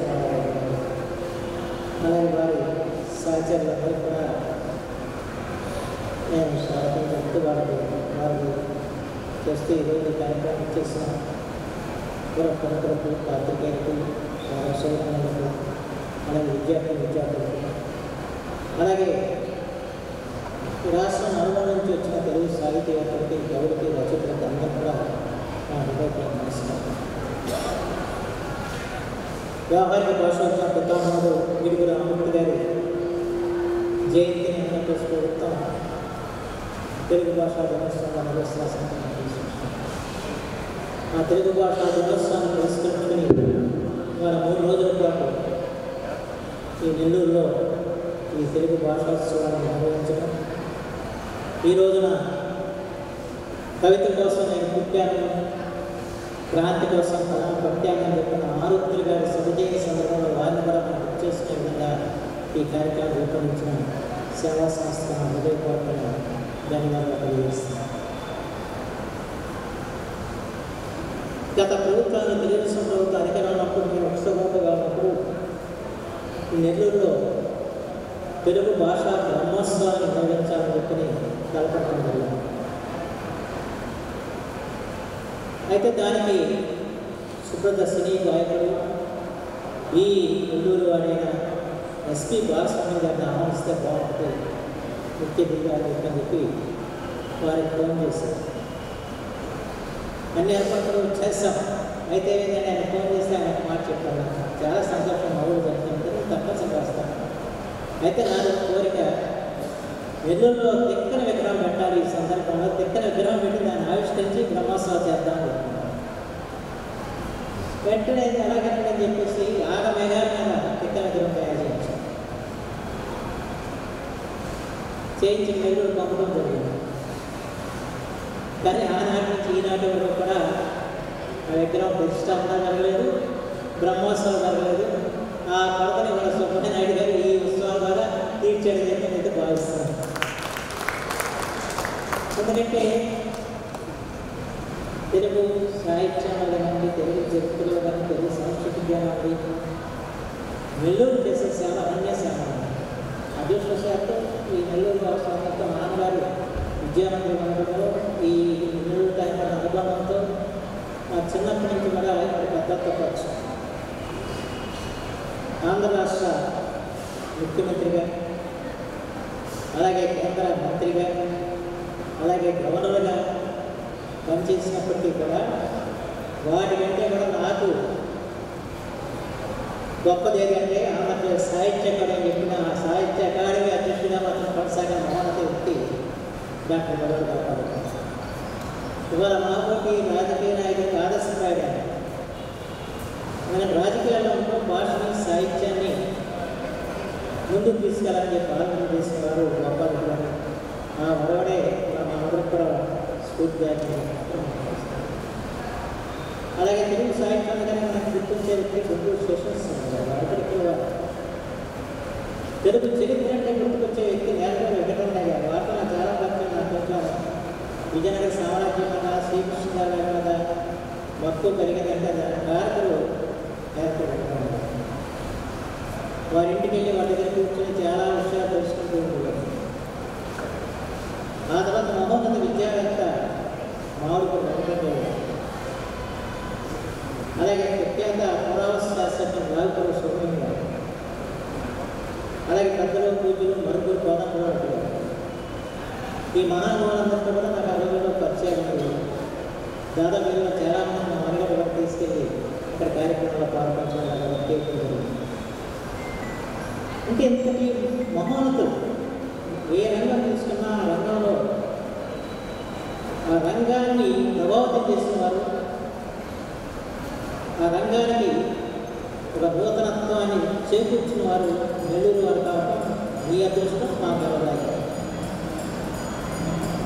అందరూ చదువుకునేవారు. మా చిన్నప్పుడు చదువుకునేవారు గురువు రాగడి గారు, పద్యాలను గారు, దీపాలు ప్రత్యేశాస్త్రం గారు ఇలాంటి మహానుభావులు. అంటే తెలుగు సాహిత్యానికి, తెలుగు సంస్కృతికి, తెలుగు చరిత్రకి విశేషమైన సేవ చేసిన నెల్లూరు పట్టణంలో ఈ రోజున ఈ ఉత్సవాలు చాలా ఆనందదాయకంగా. ఇలాంటి కార్యక్రమాలు నిర్వహించాలంటే అది చాలా కష్టాన్ని పడుతుంది. నా ఉద్దేశం చాలా చేతులు కాలుతూ ఉంటారు అనుకుంటారు.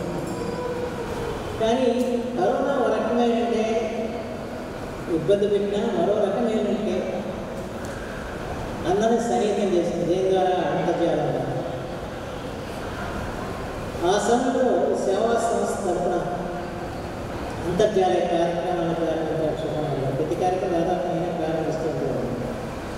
ఎంతమంది కవుల మీద, సాహిత్యవేత్తల మీద ఆయన ధారావాహికంగా ప్రసంగ కార్యక్రమాలు అంతర్జాలంగా నిర్వహించడం, ఇలాంటి ఉత్సవాలు కూడా అంతర్జాలంగా నిర్వహించడం చేయడం జరిగింది. ఆ రకంగా చాలా విశేషమైన కృషి ఈ సేవా సంస్థ చేసిందని చెప్పి కూడా గుణాకారం ఆయన కూడా జరిగింది. సదస్సు దీని అంతర్జాలంగా తేలిక అందరం పాల్గొనడానికి ఆస్కారం ఏర్పడింది. అందరం ఆ రకంగా ఇచ్చేది. కానీ ఇది మొట్టమొదటిసారిగా ఇలాంటి కార్యక్రమం, పెద్ద కార్యక్రమాన్ని తలకెత్తినట్టు నిర్వహించుకోవాలి. ఇంత ఖర్చు పెట్టి చేసినప్పుడు ఎంత ఆదరణ ఉందన్నది ఒక రకంగా మనం ఆలోచన చేసే పరిస్థితి. ఇంకో పక్క ఏంటంటే దీని ద్వారా మనం సాధించింది ఏంటి అన్నది కూడా మనం విశ్లేషణ చేసుకోవాల్సిన స్థితి ఉంది. నన్ను ఇక్కడ చాలామంది అంటూ ఉంటారు, ఎందుకంటే చిన్న చిన్న కార్యక్రమాలు కూడా వస్తారు. చిన్న కార్యక్రమే వాళ్ళ పొద్దున ఆలోచనాత్మకమైన కార్యక్రమాలు ఏంటంటే ఇలాంటివి చెప్పడంలో మనం చేస్తాం. సంఖ్యాపరం కాదు కావాల్సిన ఇక్కడ ఉన్న ఒక్కొక్క వ్యక్తి, ఒక్కొక్క శక్తి, ఒక్కొక్క వ్యవస్థ. ఎదురుకున్న హోమేశ్వర సెంట్రల్ యూనివర్సిటీలో చేసిన ఎందుకంటే ఇవాళ తెలుగు భాషోద్యమ సమాఖ్యాన్ని ఇలాంటి వాళ్ళందరూ ఉన్నారు. ఎందుకు ఈరోజు వీళ్ళందరూ కూడా ఎంతో శ్రమ తీసుకుని ఇక్కడికి వచ్చారంటే మన భాషను కాపాడుకోవాలి. ఎందుకు భాషను కాపాడుకోవాలి? మనది భాషాగౌరవం ఏర్పడ్డ జాతి. ఎప్పుడైతే భాష నశిస్తుందో అప్పుడు జాతి నశిస్తున్న సత్యం తెలుగు వారికి బోధపరిచి మన జాతిని బదిలంగా నిలబెట్టాల్సిన బాధ్యత మనందరినీ గుర్తు చేయడానికి విశ్వాల గారికి ఇక నా ముందు మాట్లాడిన వాళ్ళు చాలా విషయాలు చెప్పారు. దాదాపు వీటన్నిటి మీద నేను పనిచేసిన వ్యక్తి, కానీ దాంట్లో విజయాలు తక్కువ, వైఫల్యాలు. ప్రాచీన భాషగా తెలుగుని గుర్తింపు చేయాలని చెప్పి ఆ రోజు నాకు చాలా పెద్ద ఎత్తున మనందరం కోరుకున్నాం. కానీ మనకంటే ఎక్కువగా కన్నడగా కోరుకున్నాం.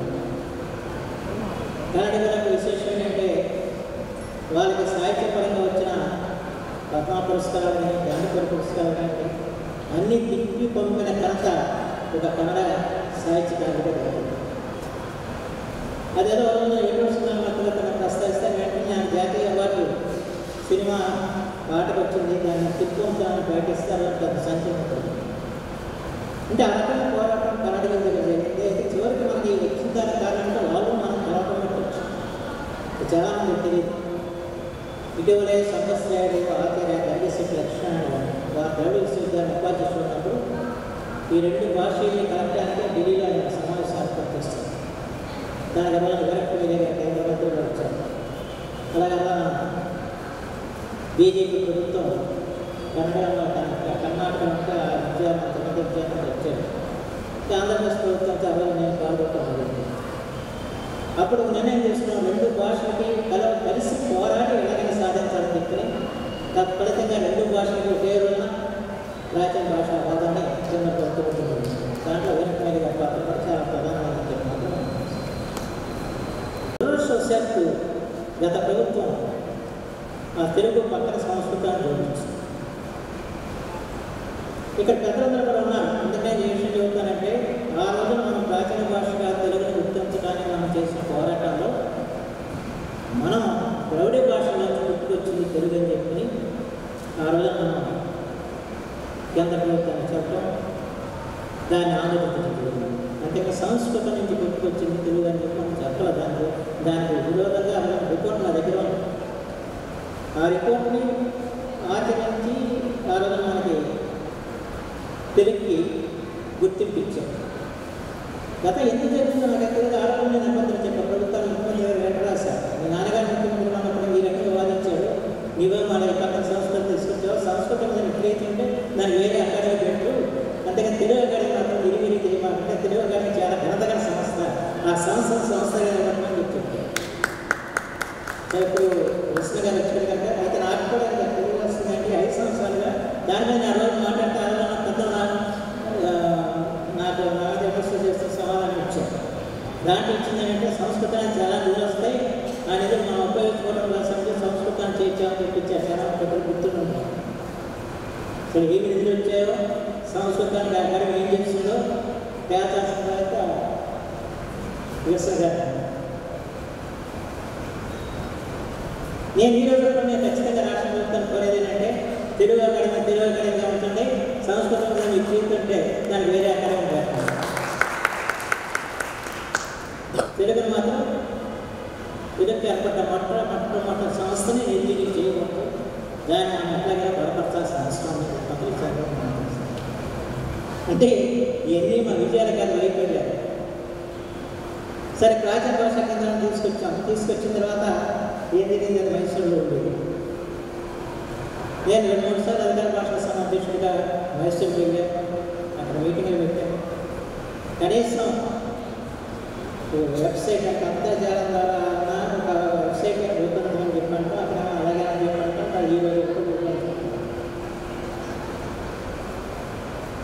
ఆ తర్వాత దీన్ని ఎలాగైనా స్వరాష్ట్రం కావాలని చెప్పినప్పుడు స్వరాష్ట్రానికి రెండు రాష్ట్రాలకి కేంద్ర ప్రభుత్వం లేఖ రాసింది. మీరు భవనం స్థలం చూపిస్తే మేము పెడతామని చెప్పాం. ఇరు రాష్ట్రానికి సమాధానం లేదు. ఆ సమయంలో ఇవాళ ఈ కేంద్రం ఈ నెల్లూరుకి వచ్చిందంటే తెలుగు నేలకు వచ్చిందంటే తన కారకుడు మా ఆనాటి ఉపరాష్ట్రపతి ముప్పో వెంకయ్య. ఆయన స్వర్ణ భారత ట్రస్ట్ని ఉచితంగా ఇచ్చి ఇక్కడ పెట్టమని చెప్పి ఆ ప్రారంభోత్సవం జరిగిన ప్రదర్శన చాలా పెద్దది. దాని గురించి చెప్తాను బాగోదు కానీ ఉంది. నిజంగా ఆయన చాలా ఆ రోజు తినలేని పరిస్థితుల్లో వెంకయ్య గురించి ఆ పేపర్ వస్తుంది. సరే ఆనాటి ప్రభుత్వం వ్యవహారం చేసింది. తర్వాత స్థానం కేటాయింపులో చాలా జాప్యం చేసింది. దాంతో ఆ కార్యక్రమం కానీ ఇవాళ మనం కోరుకోవాల్సింది దాన్ని మైసూరులోని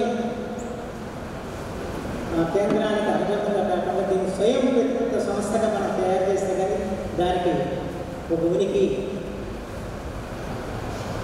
చేయడానికి కానీ అవకాశం. ఎందుకంటే అక్కడ చాలా చూసిన ఒక దాంట్లో దాదాపు ఎప్పటికప్పుడు వాడటం ఫలితం ఉండేది కాదు.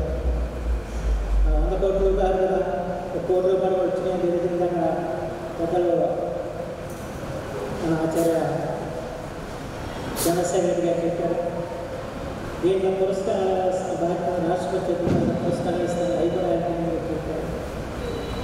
అంటే ఇవాళ మనం ఏంటి ఎందుకు జరుగుతుంది దీని గురించి ఒక తెలుగు అయినా పార్లమెంట్లో ప్రస్తావించారు. ఎందుకు పురస్కారాలు ఆకారం చెప్పడానికి పరిస్థితుందా? ఏది లేని పరిస్థితుల్లో ఎందుకు పట్టణంతా మన తెలుగు వాళ్ళు ఉందో తెలుగు గురించి నాకైతే అర్థం కాని పరిస్థితి. ఇందాక నేను చెప్పాను కదా, ఢిల్లీ వెళ్ళామంటే ఢిల్లీ ముందు సెంట్రల్ పక్కన ప్రీరెడ్డి గర్ల్స్ మినిస్ట్రీ గారు వచ్చాను.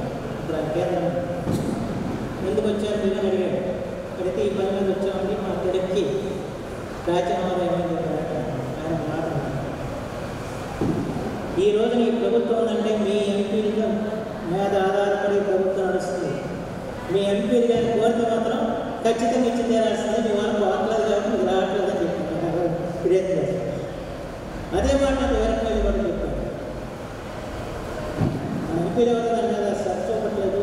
చూస్తే మనం ఇది ఒప్పుకుంటాం. ఎందుకంటే అలా ప్రభుత్వం కేవలం మన మీద ఆధారపడకూడదు. దీంట్లో విచిత్రం ఏంటంటే ఈ ప్రాచీన భాషలో ఎక్కడ లేదు అసలు. మన రాజ్యాంగంలో కానీ అది ఎక్కడ లేదు. ఇది కూడా ఏర్పడింది ప్రభుత్వం ఏర్పాటు కోసం జరిగింది. అలా కరుణానిధి గారు మన్మోహన్ సింగ్ ప్రభుత్వం ఏర్పడటానికి ఆయన పెట్టిన షరతు ఏంటంటే తమిళాన్ని ప్రాచీన భాషగా చేసి 100 కోట్ల మందికి అడిగాడు. దాన్ని ఒప్పుకోబట్టి ఆయన ఆ రోజు సమర్థనిచ్చాడు. ఆయన ఏదో మైసూరు తమిళనాడు రాష్ట్రం ఆర్థిక గుర్తుకో లేకపోతే రాష్ట్రాల గుర్తుకో లేకపోతే ఏమైనా అడగచ్చు. అవి అడగకుండా ఆయన తమిళం గురించి అడిగాడు. తమిళ అభివృద్ధి కోసం అడిగాడు. తమిళాన్ని గుర్తింపు చేసాం కూడా అడిగాడు ఆయన. దానికి అన్న ఒప్పుకోబట్టి అలా మన్మోహన్ సింగ్ అవుతారు. అంటే ఏ రకంగా చరిత్ర వచ్చించాం. ఇప్పుడు ఇవాళ సంస్కృతం అంటాం. మన యొక్క ఆవేదనని తెలియజేయడం అవసరం అని చెప్పి నేను భావిస్తున్నాను. ఎప్పుడు కాబట్టి ఈ ఫలితం తప్పనిసరిగా వస్తుందని చెప్పి నేను భావిస్తున్నాను. ఫలితం లేదని చెప్పి అదే కూడా అవసరం లేదు. తప్పనిసరిగా మనం పదే మాట్లాడితే ఏదైనా కూడా పోరాటంలోనే రావాల్సింది. ఆ రకమైన పోరాటం చేద్దాం. ఇందాక కవి గారు చెప్పినట్టు నిశ్శబ్ద బలమైన ఆయుధాన్ని చెప్పి అందరూ నిశ్శబ్దంగా ఉంటారు. కేవలం నిశ్శబ్దంగా శబ్దం చేస్తే వారిని పరిస్థితి.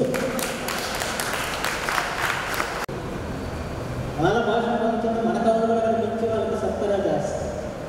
చాలా అద్భుతమైన గ్రంథాలను నిర్వహించింది. చాలా బాగుంది. చాలా చూసినాక మన పట్టుకోవడం పోతాను.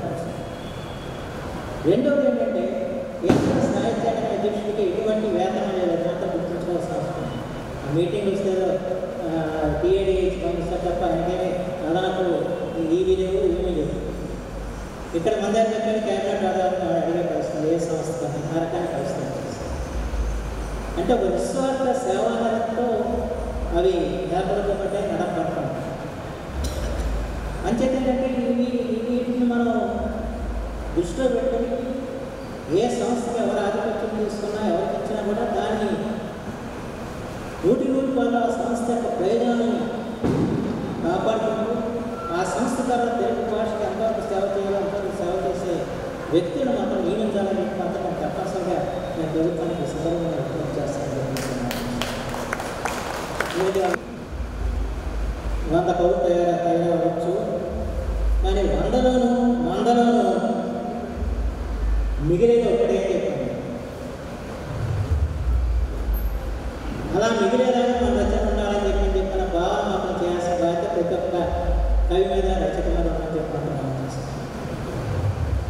ఈరోజు మనం ఆరు గురించి మాట్లాడుకుంటున్నాం, ఓ శ్రీశ్రీ గురించో విశ్వనాథ్ గురించో ఆరోగ్యం గురించో వేరే గురించి మనం మాట్లాడుకుంటున్నాం. కానీ మన తరంలో ఆ స్థాయిలో సరే వినాయకంటే అయిపోయిన తర్వాత నారాయణ వినాయక వచ్చిన తర్వాత వినాయకలాగా వచ్చింది. రేపు రాబోయే రోజుల్లో ఈ తరంలో వారి స్థానాన్ని ఆక్రమించి వారికంటే భిన్నగా నిలబడే వాళ్ళు ఎవరన్నది మనం ఆలోచన చేయాల్సిన అవసరం. అంటే ఏదైనా ఇక్కడ సృజనాత్మక కొత్తదనం ఉంటే తప్ప సాహిత్యానికి గొప్పతనం రాదు. అలాంటి సాహిత్యవేత్త తయారు కావాలనేది మనందరి ఆకాంక్ష. అలాంటి సాహిత్యవేత్తలు తయారైనప్పుడు, అలాంటి కథకం తయారైనప్పుడు, అలాంటి కవులు తయారైనప్పుడు మన తెలుగు సాహిత్యం చిరంజీవిగా నిలబడుతున్న విషయం మాత్రం గుర్తుంచుకోవాల్సిన అవసరం.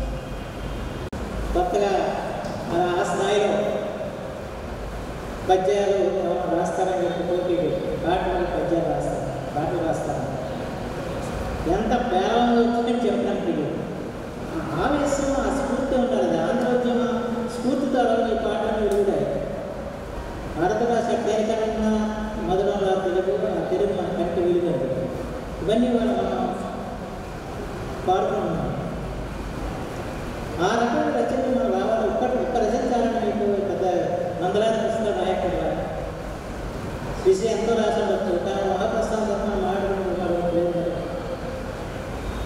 అంచేత ఉన్న కవులు రచనలు ఆ కోణంలో కొంత ఆలోచించి పురస్కారాలను ప్రారంభించి నిజమైన పురస్కారం ఏంటంటే ప్రజల హృదయాలను ఇచ్చే కవిత్వాన్ని నిజమైన పురస్కారం విషయం మనం గుర్తుంచుకుని ఆ రీతిగా ఆలోచన చేసి తెలుగు సాహిత్యాన్ని సుసంపన్నం చేయాలని మాత్రం మీ అందరికీ నిర్వహించాలని కోరుకుంటున్నాను. ఈ విధంగా చెప్పాలంటే చాలా విషయాలు ఉంటాయి. ఆయన స్థిరంలో చెప్ప తీర్మానం చేశారు. వాటన్నిటిని కూడా హృదయపూర్వకంగా మద్దతిస్తూ ఆ తీర్మానానికి నా వంతుగా నేను చేయడం కృష్ణగా కర్మస్తుగా చేస్తానని చెప్పి ఆశిస్తూ విజయించి సుబ్రహ్మణ్యుడు గారు ఆయన అహోరాత్రులు కష్టపడి ఇలాంటి మాత్ర కార్యక్రమం నిర్వహించడం దాన్ని సహకరించిన ప్రతి ఒక్కరికి కూడా నేను హృదయపూర్వకంగా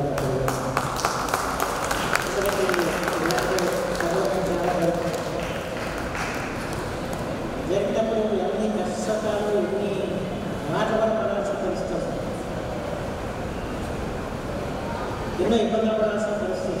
కానీ వాటిని కూడా మనం అడిగిన ఆ టైంలో అనుకుంటాం ఇది కాకపోతే అన్నాం. ఒక వైరాగ్యం వస్తుంది, శ్మశాన వైరాగ్యం, పరిస్థితుల వైరాగ్యం సపరేట్ చాలా బాగా నమస్కారం ఇది గమనిస్తున్నారు ఏం చేస్తారు. కానీ అలాగే చేయాలి ఇలాగే పరిస్థితి. మా సుబ్బనాయుడు గారు మాట్లాడారు దీక్షాకంకరం వహించి తెలుగు జాతీయ ఔన్నత్యాన్ని నింపాలని చెప్పి తెలుగు భాషకు ఒక అవకాశం అందించాలని చెప్పి కృషి మాత్రం చాలా ప్రధానమైన చెప్పినట్టు చేస్తూ వారితో కూడా పనిచేసిన పేరు చెప్పడానికి ఎవరైనా కూడా దీనికి ఆర్థికంగా సహకారం అందించుకుంటే వారికి కూడా నిర్వహించడం చేస్తాం ప్రధాన అలాగే మా సంస్థ శాఖ కొంత సహకారం అందిస్తామని చెప్పారు. అంచేత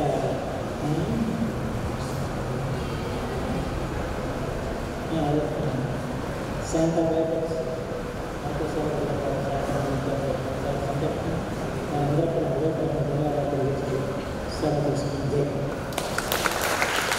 సమావేశానికి ముఖ్య అతిథిగా వచ్చినటువంటి శ్రీ మండల బుద్ధప్రసాద్ గారికి సన్మానం. శివకుమార్ గారు చూస్తున్నారా? శివకుమార్ గారు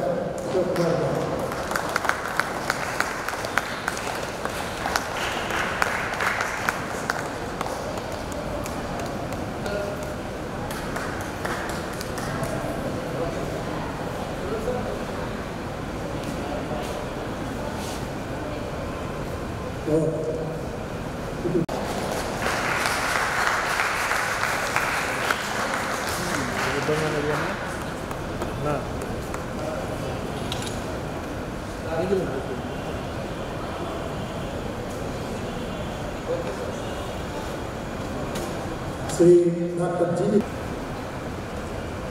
వినాయక్ సార్ బయట రావాలి.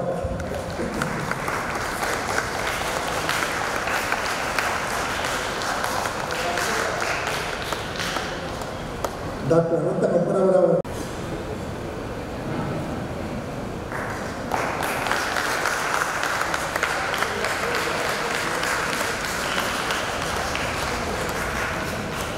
కొట్టూరు హరికృష్ణ గారు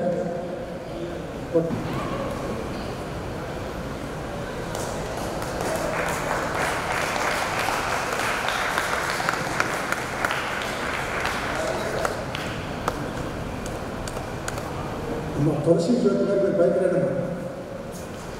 శ్రీ కంచెల విజయభాస్కర్ గారు, రాజేంద్ర కుమార్ గారు వెళ్ళిపోయారు. రాజేంద్ర కుమార్ గారు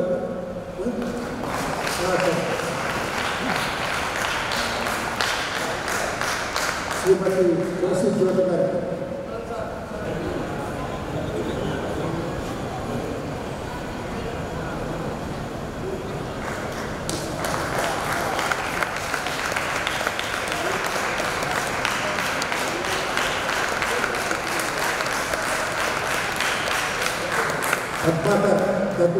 చాలా సంపూర్ణ బాధ్యత వహించిన ఆంధ్రప్రదేశ్ సరస్వం రాష్ట్ర అధ్యక్షుడు ఆచార్య రాజపాలెం చంద్రశేఖర్ రెడ్డి గారిని సత్కరించవలసిందిగా కరతాళ ధ్వనులతో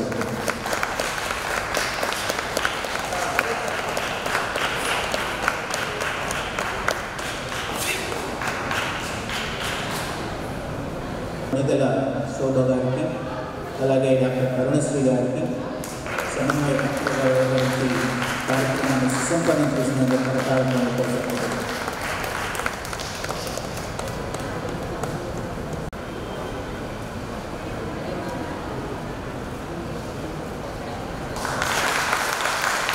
రాజేంద్ర ప్రసాద్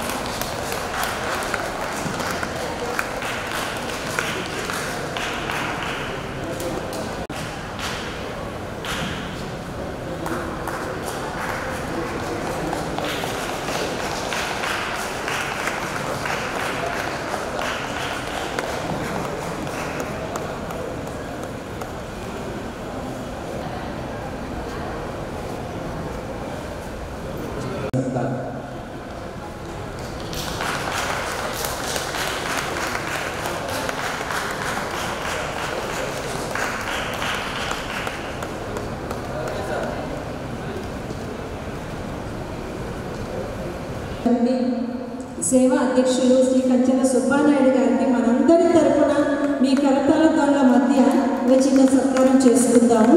ఇంతటి కార్యక్రమం నిర్వహించడం అనేటటువంటిది అసలు మాటల్లో చెప్పలేనటువంటి విషయము. ఎంతో శ్రమకోర్చి కార్యక్రమాన్ని నిర్వహించారు. వారికి ఎంత చేసినా ఎంత ధన్యవాదాలు సాహితీవేత్తల తరపున సాహిత్యాభిమానుల తరపున చెప్పినప్పుడు తక్కువ అవుతుంది.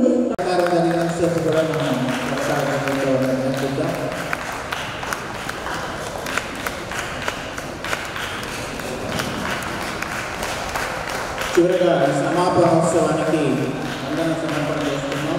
సభాధ్యక్షులుగా వ్యవహరించిన ఆచార్య రాజపాలెం చంద్రశేఖర్ రెడ్డి గారికి, ముఖ్య అతిథిగా మన ఆహ్వానాన్ని మన్నించి విచ్చేసిన మాన్య గౌరవ శాసనసభ్యులు, పూర్వ ఉపసభాపతి, ఆంధ్రప్రదేశ్ శాసనసభ ప్రస్తుత సభ్యులు గౌరవనీయులు మండలి బుద్ధప్రసాద్ గారికి, ఈ కార్యక్రమం 3 రోజులు కూడా ప్రత్యక్షంగా పరోక్షంగా సహకరించిన ప్రతి ఒక్కరికి, ఎలక్ట్రానిక్ ప్రింట్ మీడియా మిత్రులందరికీ కూడా వినమ్రపూర్వక ధన్యవాదాలు తెలియజేస్తున్నాం.